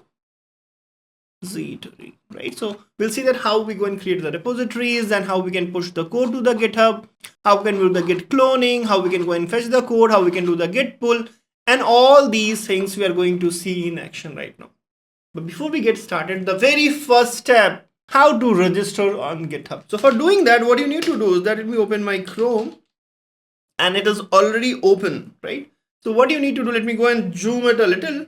So if you see here, I have visited a website called as github.com. So this is what you have to go and search in your Google or put that into the browser, www.github.com. What you get is this landing page. This is the landing page where you, if you're already not logged in, then you have to go and sign up. Now you'll see a little marketing here on the top of it. You see that almost every company, they have their code base running on GitHub. Not running, but being hosted on the GitHub. So now what I need to do is that I need to go and sign up. So if I have to start using GitHub, and since we are learning as a student, using it is totally free. So what I can do, I can go and click on this sign up and provide all the details. Right? So for example, you have to go and provide your email and then just follow the steps. It's very intuitive. If you have made account on any of the platforms, I feel making an account on GitHub is equally easy. Now, once we have made the account, the next step is that I'm already registered. So let me do one thing. Let me open another window where I have already logged into my account. So once you register it and log in, this is how the login, landing page of yours look like. Right? So if I go and just do a little plus and walk you through the important things which is there on this page. Right? So on the top section that you see is typically the overview. So this is my landing overview page. Then comes the repositories. Repositories are basically, so every time you host certain code, you have to give it a name. You have to bucketize that. So repositories are basically the logical name under which your entire code base will be stored.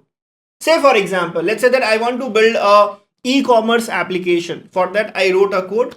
And I want to store that code somewhere on github.com. So what will I do? First of all, I'll go and create a repository with the name e-commerce, and all the code will be dumped inside that. It's very similar to, say, for example, in the Facebook, to dump your photographs, Facebook might ask you to name the album name. So you give the name to the album and then inside that you put the photographs. Same way here, in this world of GitHub, repositories are like album where you go and put your code. Similarly, you can go and create projects, you can create the packages and all that stuff. For now, to begin with, I think we all are good if we are understanding what repository is. So this is how the landing page looks like. Now let's quickly get started that how do we go and create a repository. For creating a repository, what we can do, you can go and click on this green icon which is showing right now on your screen, new, or you can also come from here at the top. You see a pop-up window. Here I can go and select new repository. Either of these two things work. So let me go and click on this new. As soon as it does, it prompts me to a screen. Now let me do one thing. Let me take a screenshot of this and put that on a whiteboard and explain you what all things means what here.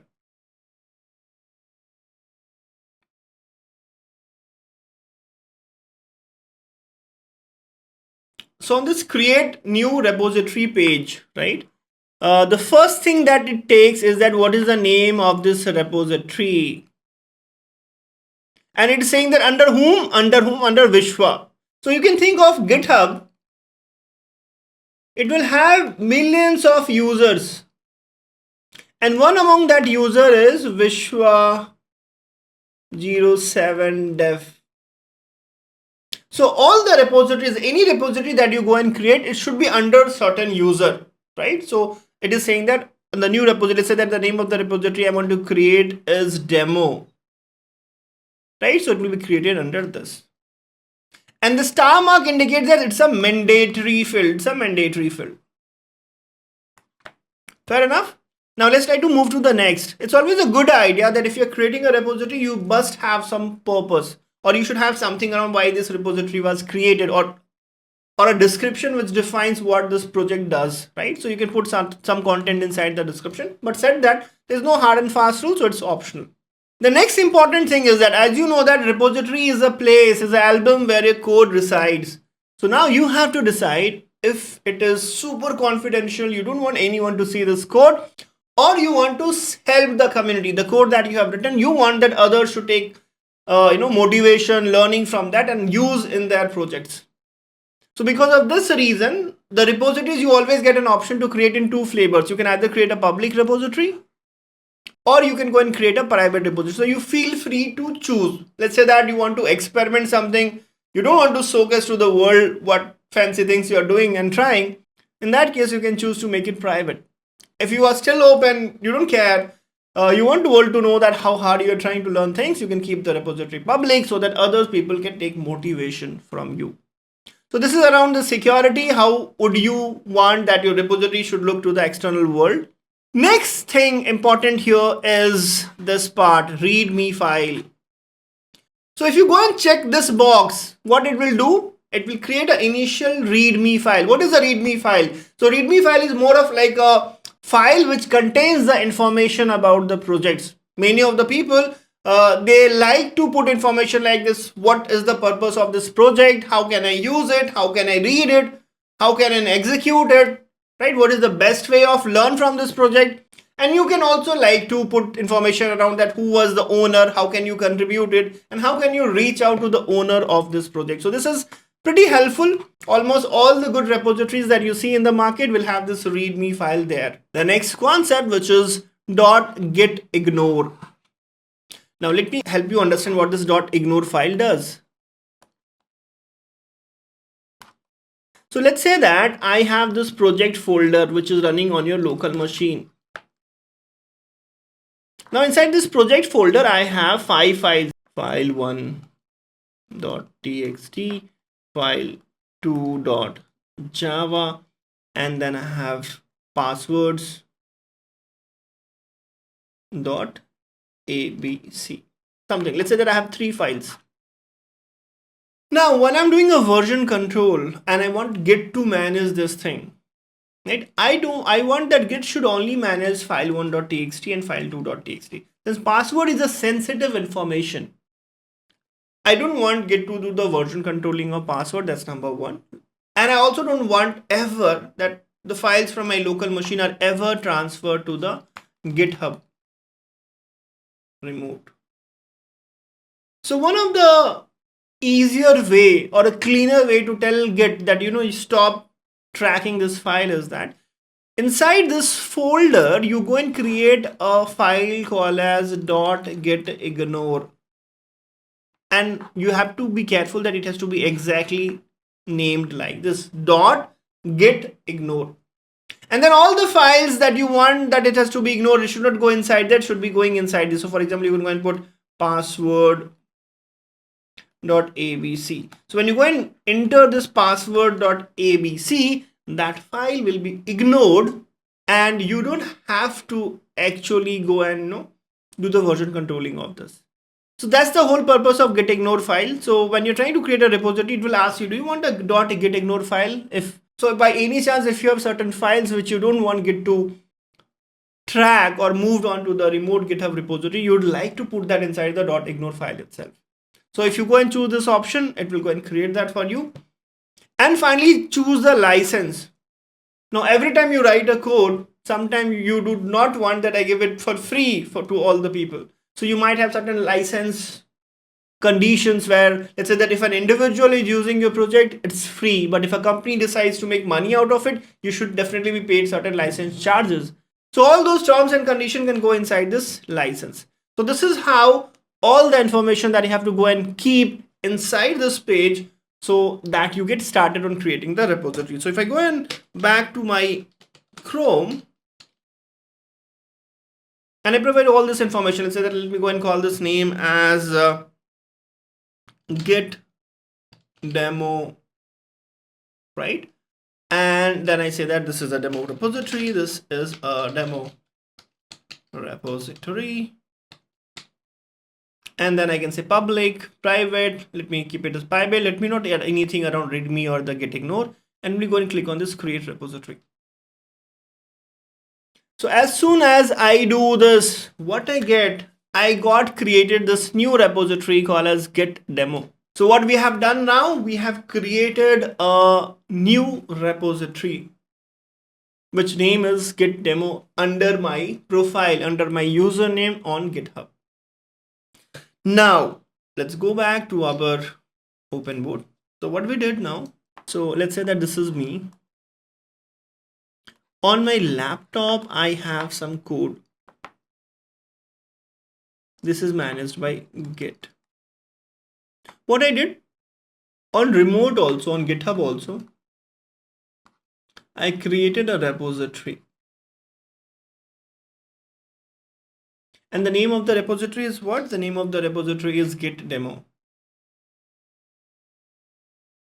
But at this moment, this Git demo is totally empty. Now, as an individual, what should I do? I have to do two things. I have to first of all connect my local to the remote. So connect local to remote. That's number one.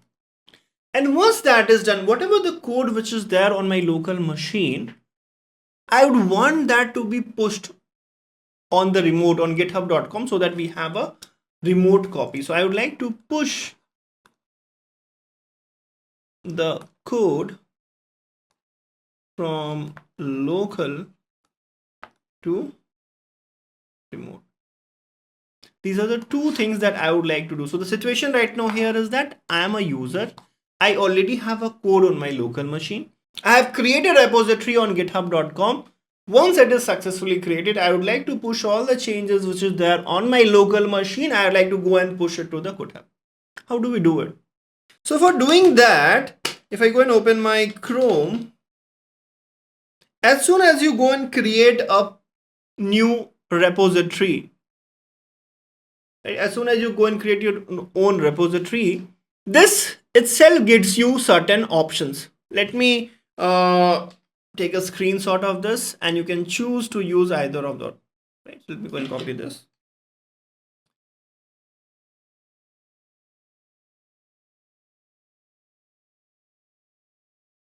So it gives me two options. The first option is that I have no code in my local repo. One option is there is no code in my local repo. In that case, I have to follow these steps. We've already seen git init. If you remember what was the purpose of git init, you can pause the video and put that into the comments. Git init is to initialize a project and tell Git that dude, now you have to go and take care of the entire project. Post that, we are adding some readme.file, readme.md. Why readme.md? Because it will help me put certain description that what this project is all about. Then commit, then branch. So till this point, we have seen all the stories. So it's all about initializing the projects, initializing Git project.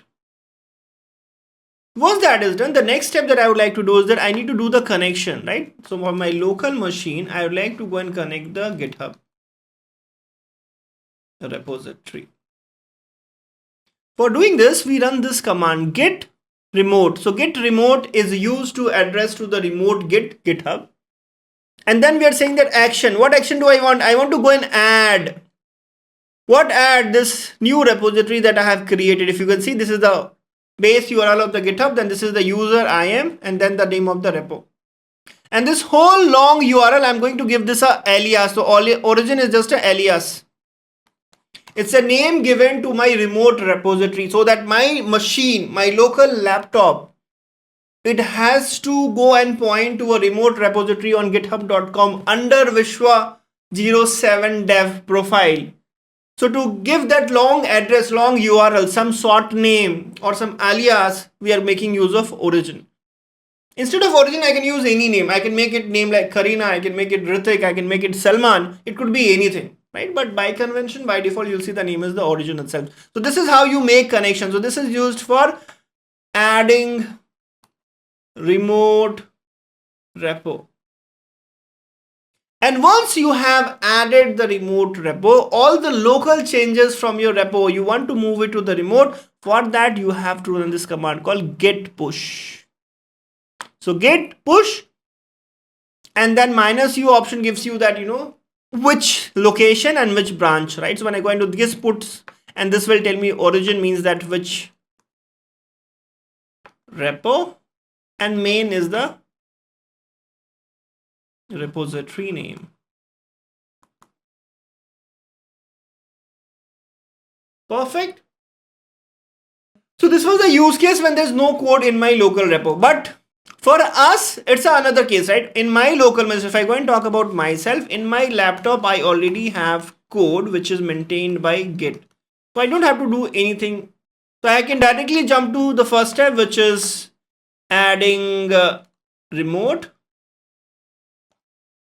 And once that is done, then I go and let's say that rename the existing branch to main. So this is for renaming the branch. And then I push this branch to the remote. So let's say to run this code and see how it works. So if I go and open my, the Chrome, this is how it looks like. Let me go and copy this git remote add command and open my terminal.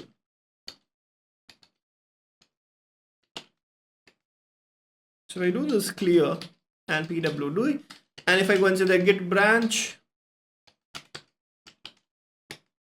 I'm in the main branch. If I go and do the git status, everything is all fine. So now I go and paste this command git remote add origin.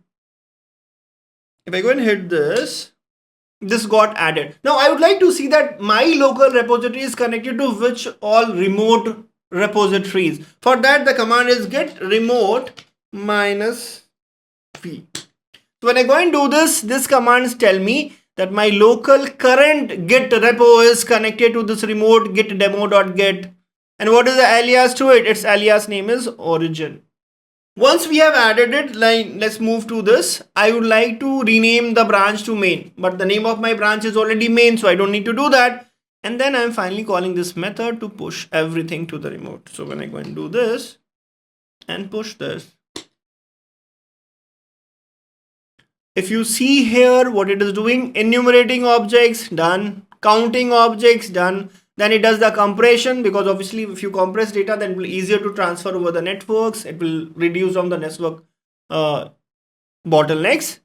And then finally it has pushed this. If you see here, the content from the main local has been passed on to the main branch of the remote repository. So if I go back to my Chrome,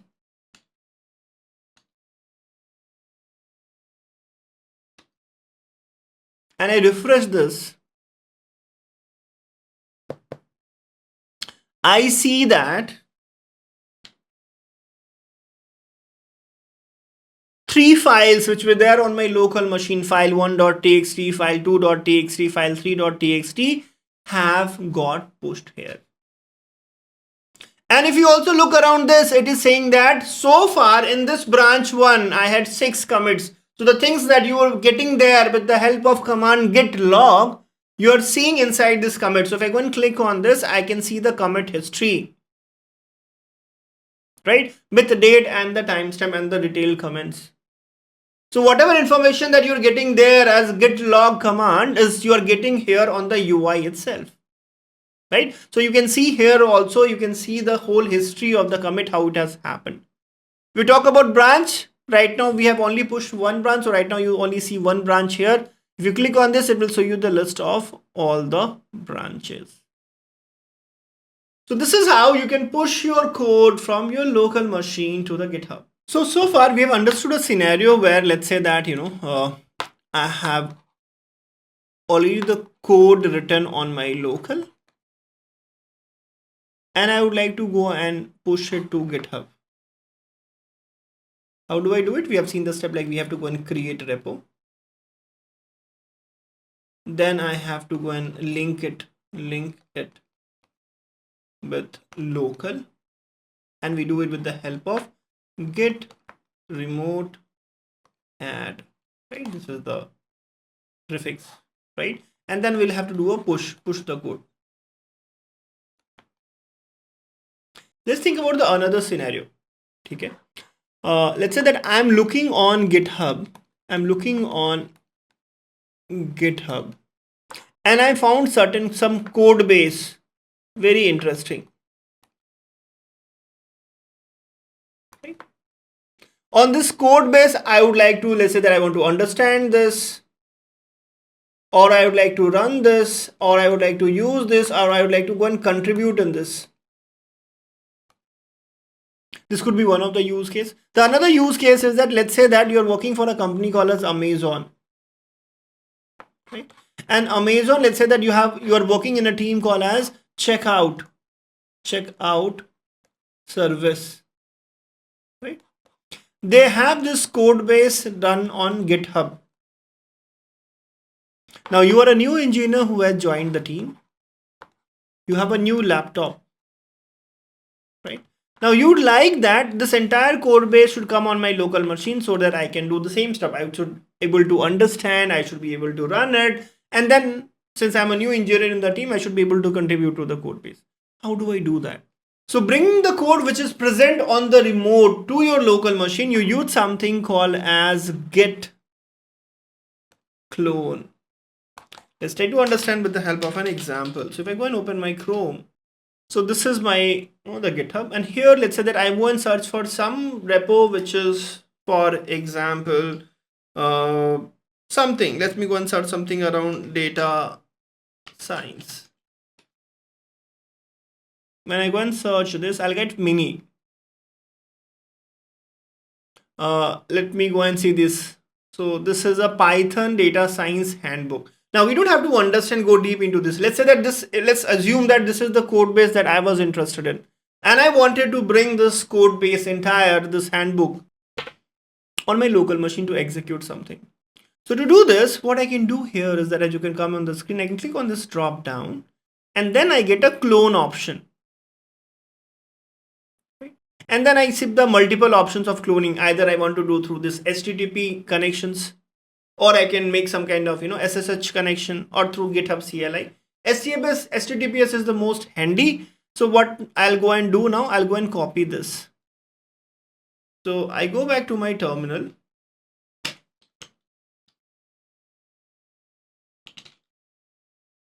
Right? And first of all, I have to find a location where I would like to go and clone this. So I'm already inside this demo folder. So I come outside of this, clear. And if I see the current working directory, it's this, and inside this I have a folder called demo. So inside this git main folder, I want to clone this. So for running this, I can say that git clone and the URL of that repository. What I do, I go and provide git followed by clone, that I want the entire whole code base to come on my local machine. I write git clone and then I go and do this.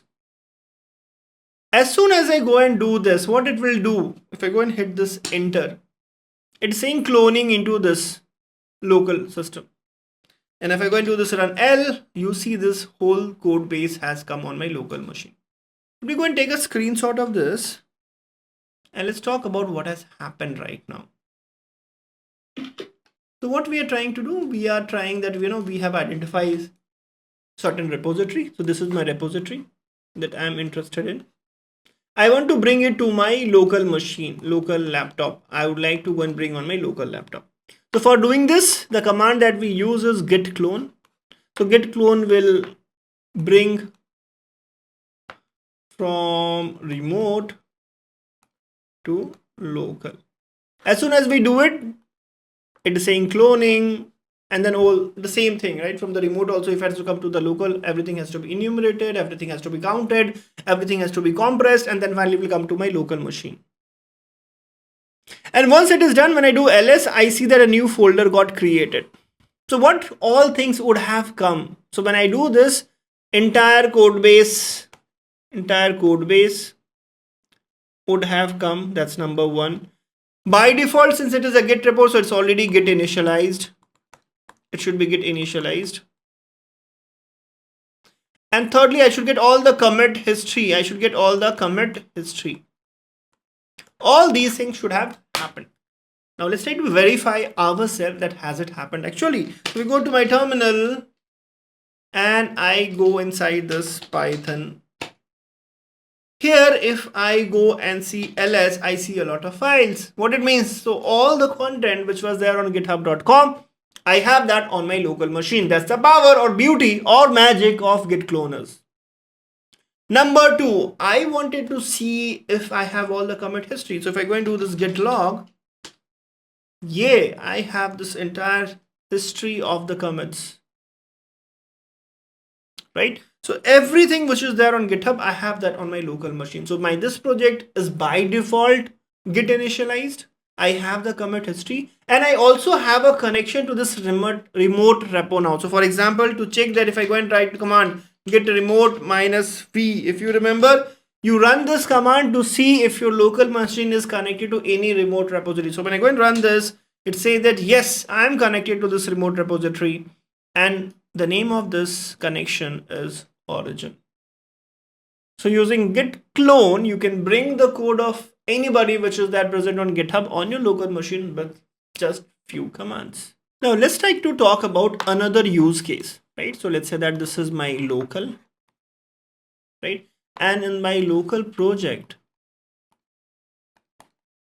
I have something, let's say that file 1, I have file 2, right? And this is connected to GitHub. Inside that there is a repo to which it is connected. Okay, so inside the repo also initially I have a file called file 1 and then have a file 2. Let's say that some another user who is also working on this repo, he has pushed another file called as file 3. Okay, let's say this new file is file 3. Now on this computer where I am working, I'm still working on this file 1 and file 2 itself. However, the remote repo has now additional file called as file 3. So how can I retrieve this? How can I retrieve the latest changes? This is my use case. And for that, we make use of two type of commands. Sometimes we make use of fetch, or sometimes you make use of pull. So with the help of this hands-on example, we'll try to understand that what is the difference between Git fetch and Git pull. Both of them helps you bring the latest changes, updated changes which is there on your remote repo to your local machine.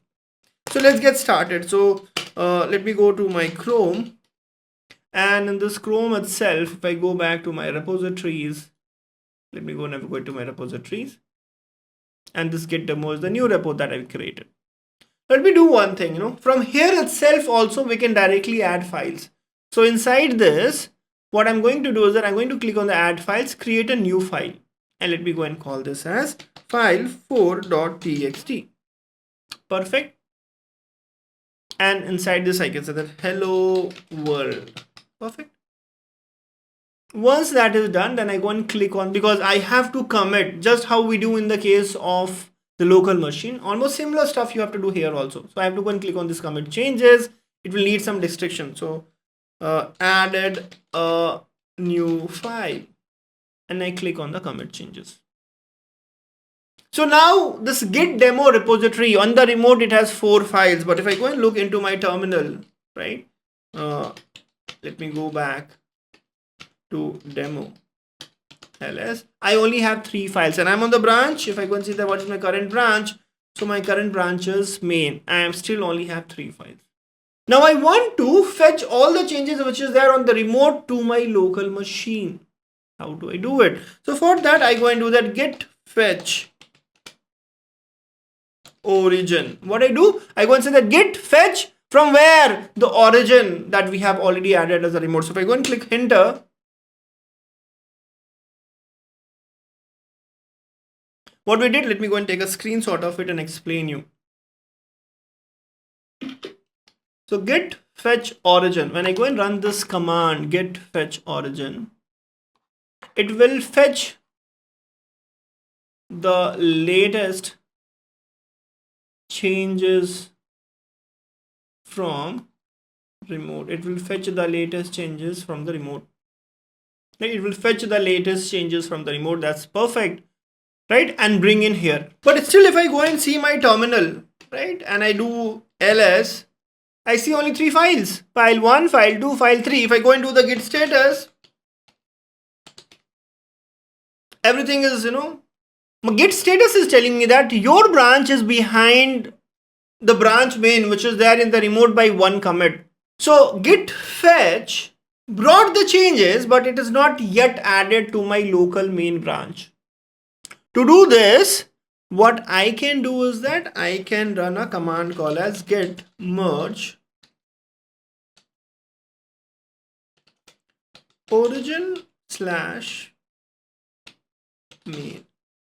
So what I'm doing, I'm trying to merge the changes which is there in the remote repo branch origin main into my local branch, which is main. So when I go into git merge origin main, and now if I go to ls, I see the 4 files.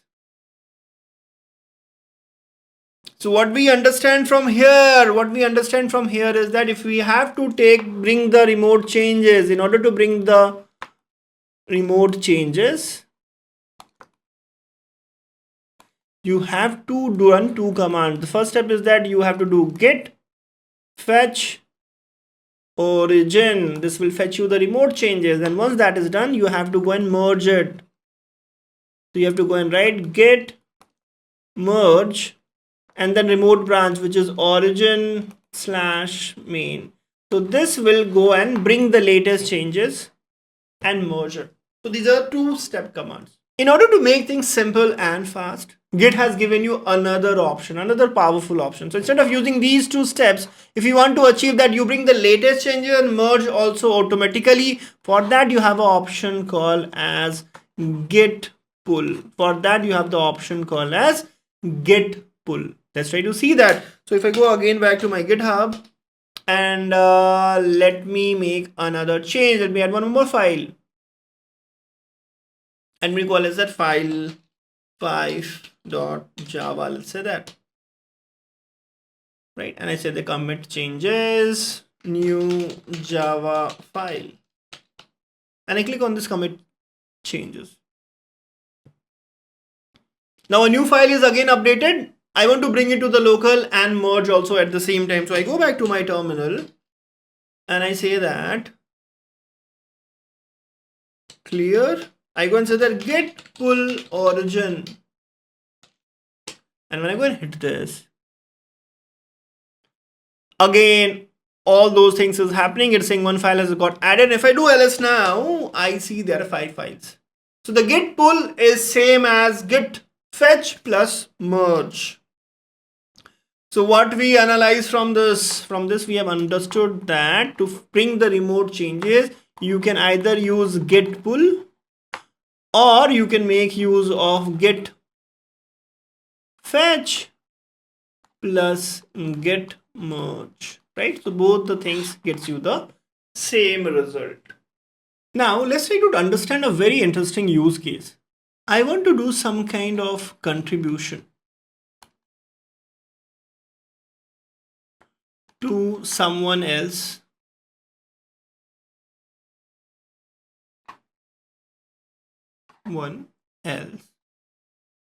code.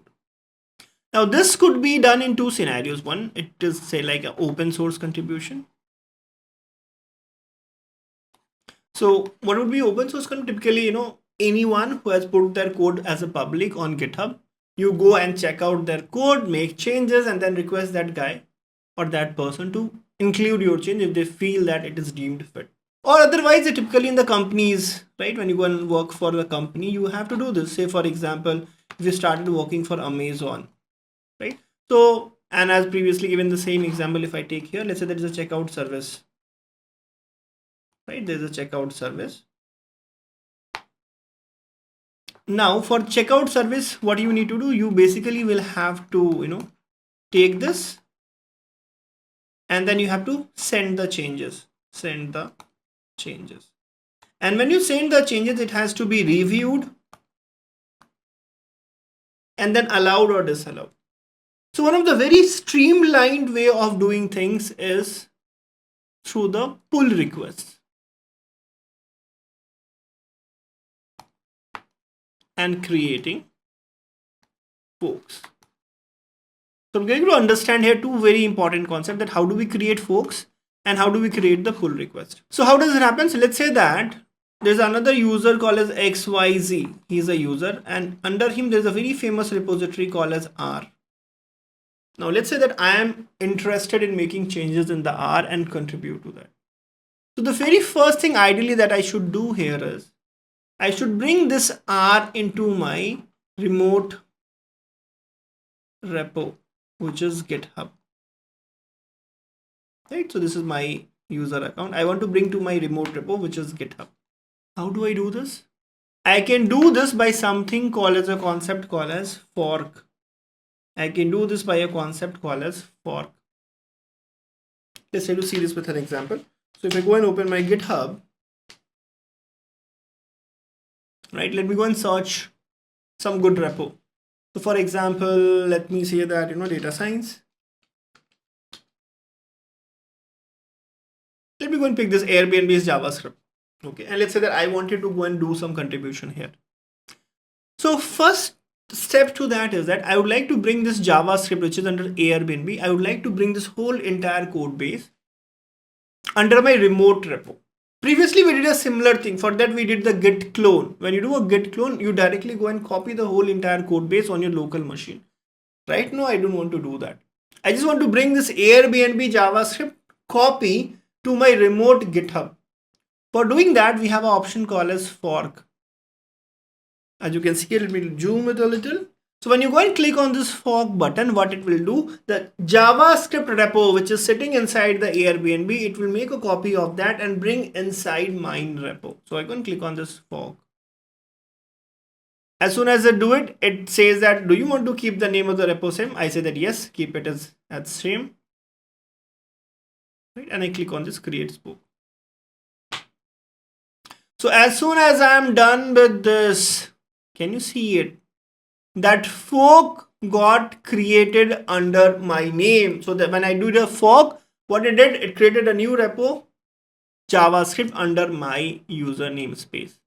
And it is saying that it is forked from Airbnb. So when I do a fork, this is how it looks like. It creates a new repo, right? So when I did the fork, it created a new repo. So this new repo JavaScript is under my name, and it is saying that it has been forked from this parent repo. So what has happened so far? So this is a parent and it had a repo called as JavaScript. It is on this GitHub. This is Airbnb. And what I did a fork. So when I did a fork, and this I did from the github.com only, you can do it. So it came under my profile. This is Vishwa. And then I have got this JavaScript. Now what I want to do, I want to bring this to my, no, I would like to bring this to my local laptop. I would like to bring this to my local laptop. Can you guys pause the video and tell me that what command should I use to achieve this? We'll be using something called as Git Clone. Right, so let me do this. So let me go and open my GitHub, and here, let me go and copy this now. Copy. And then I go and open my terminal. I come out of this. I do a clear and I hit Git Clone and I type this URL. It's cloning, doing all these things. If I go and do that Git status, I'll get all the, no. So for doing this, I'll have to first of all go inside this, right? So it is JavaScript. I'm inside this, and now I do this Git status. When I go and run this, I say that I'm branch master and all this. If I go into this Git Remote -v, it is saying that I'm connected to the JavaScript code which is inside there Vishwa. Okay, perfect. Very nice. Let me go and create a new file here. So let me go and create a new file called as add.js. And this, I will say that this is the new suggested file, like this. I did vi add.js and I said that it is a new suggested file. Let me go and commit this. So git add git commit -m my open source contribution, some random file that I have added. I'm done. So far what has happened, I got the changes on my local app. In that I have added a file and I have committed it. Now these changes that I have done, I would like that somehow it should go there. I should request to accept my change. Now in order to request my changes to be accepted by Airbnb, I cannot go and directly reach this. My local is connected to my remote, right? So first of all, what I'll have to do, I'll have to go and push this. So I'll have to do the changes by git push. So what I do now, if I go and open my terminal, I'll try to push this in. So I go and say that git push origin. And as soon as I'm done, my changes from the local has went to my remote JavaScript repo. Just to confirm that, let me open my Chrome. And here, if I go and refresh this,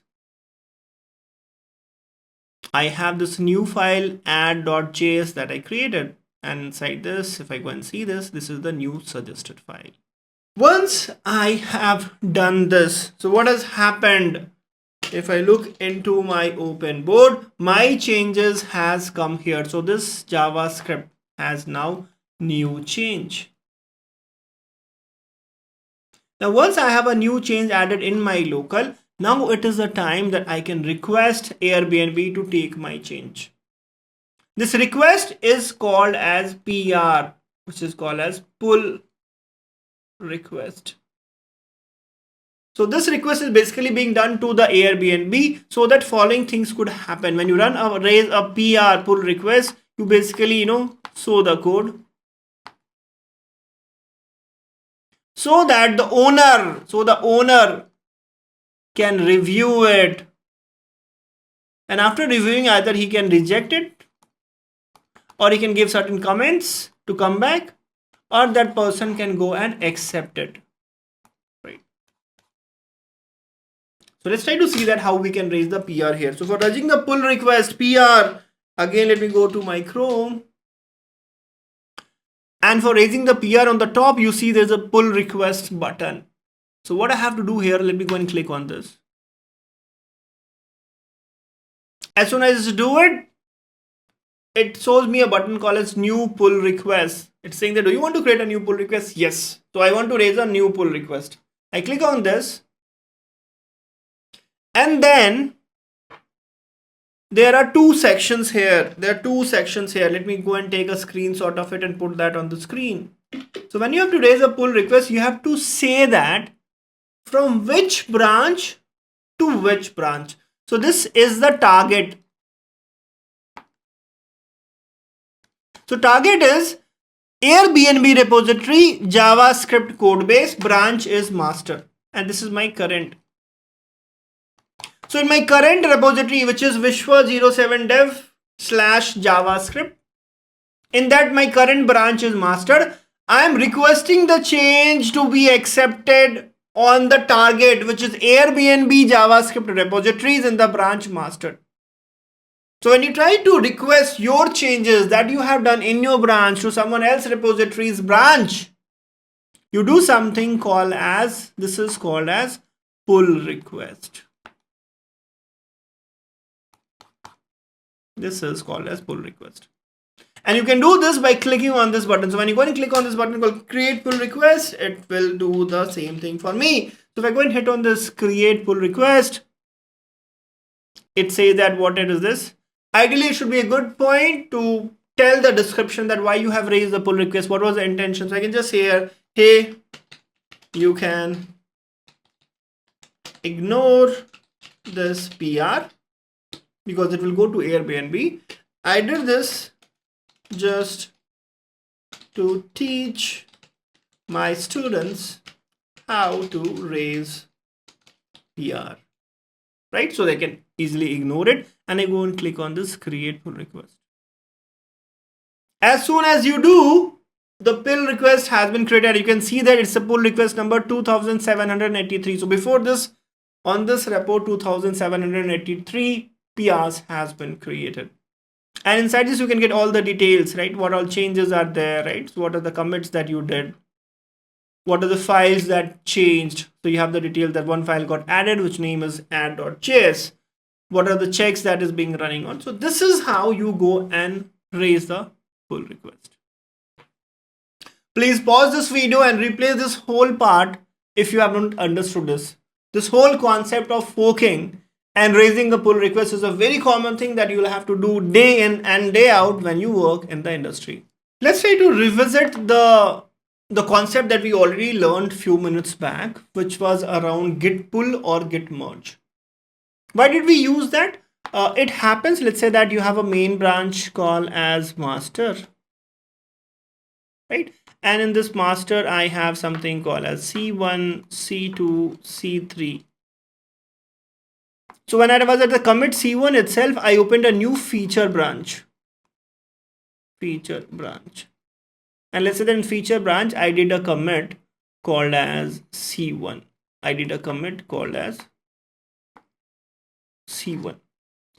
Now when I did a commit C1, ultimately what I would like is that this C1 should get merged to this to get a final result, right? So for this, when we make use of merge, this merge, right? So for example, if I come to the master branch and do this merge, C1 will get added here. But this will create a new merge commit. It will go and create a new merge commit. Right? This is how it should look like. There's another approach to the same problem. So let's say that I had something called as a master branch, and it is at the commit C1. At this point itself, I create another branch called as a feature branch, right? And on this, I had its own history, C1, then C2, and then C3. Meanwhile, this master branch also had its own life journey. So from C1, it went to C2, it went to C3. Let's say that's C4. Now, when I'm here,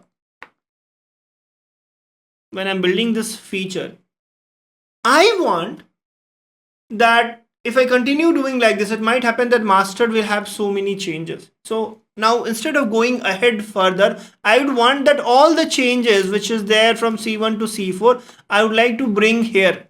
But I would like to make all these changes. I would like to make all the changes that I did on this feature branch on the top of the changes which is there on master. So for example, I would like this that after combining these two, this is how my structure should look like. After combining, it should look something like this: C1, C2, C3, C4, and then I should have C1, C2, C3, the yellow one, C1, C2, C3. So I want to combine in such a way that this is how my commit history looks like.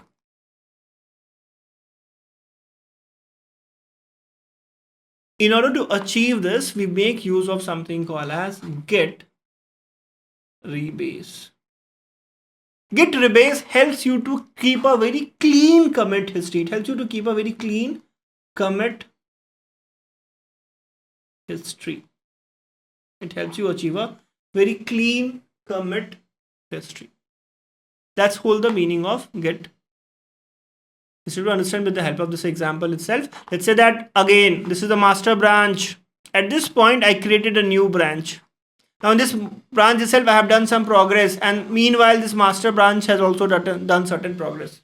Now at this point of time, I realize that, see, going ahead is not going to be helpful. I would like to make sure that all these changes on the top of it, I should make these changes. So for doing that, I'll go and run git rebase master. As soon as I do it, this is how it will look like.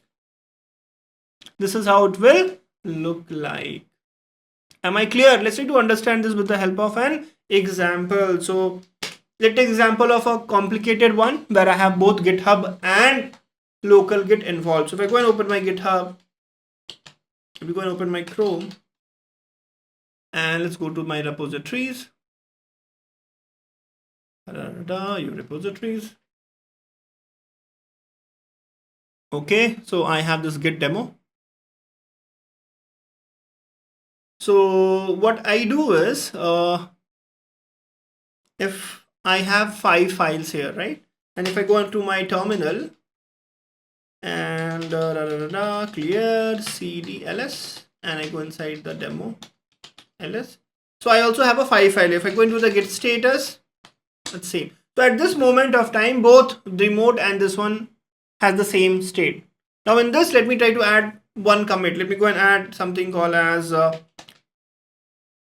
vi, and I go and call it as file6.js. And I'm going to test file.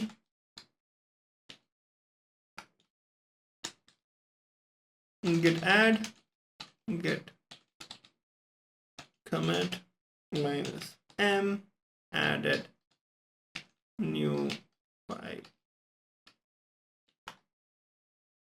right? And at this moment of time, if I go into that git status, it will say that your branch is ahead of origin master by 1 commit.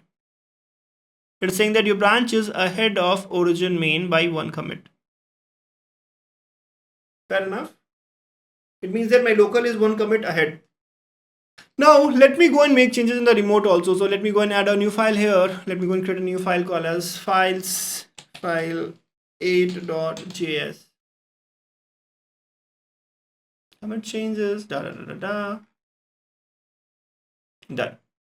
Now I have to bring what the latest changes are there in the remote on the local also. So for that, I'll have to go and write what git fetch origin. Now at this point of time, if I go and show you, if at this point of time, if I do ls, I have file 1, file 2, file 3, file 4, file 5, file 6. I don't have the file which is there on the remote. On the remote, I created a file called as file8.js. I want that. And right now, if you go and see the git log, this is the history, right? The latest one is added the new file.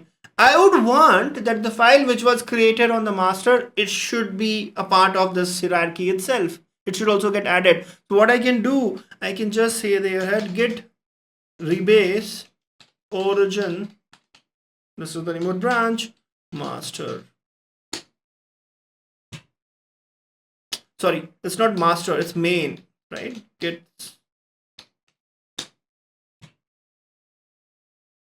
And now if I do clear and do ls, I have this file 8 also with me. And if I do git log, can you see here the changes which is there on the remote? It's there, and then on the top of my changes has been added. The changes which is there on the remote, it is done, and on the top of that my commit has been added. So this is how the git rebase works. So now we have understood there are 2 ways of bringing the changes. You can do git merge to bring the changes from one branch to the another, and there's another approach also which is git rebase. When you do git rebase, it makes sure that the changes from all the other branches, from the other branches which you're trying to bring in, on the top of it, your commits come into the play. But just like merge, this rebase thing can also create some kind of conflicts, the merge conflicts, right? Let's try to understand how. If I go and open my open board, let's try to talk about the conflicts during the rebase. So same thing, no? This is the master branch, this is your new branch. Now in the master, same file. Let's say that here also I made changes in file1.txt. Here also I make changes in file1.txt. Now at this point, if I want to do the rebase, how will Git know what to take care of? So definitely there will be a conflict. Let's try to understand this with the help of an example. So if I go and open my GitHub, right? And here in the file 1.txt, let's try to make some changes. So let me go and write here new change, and I click on this commit. So I have made certain changes on the remote, and similarly on my local terminal, same file, I'll go and make some changes. Clear. I go and open what are the files, vi file 1.txt, and here I go and say that local changes, local changes.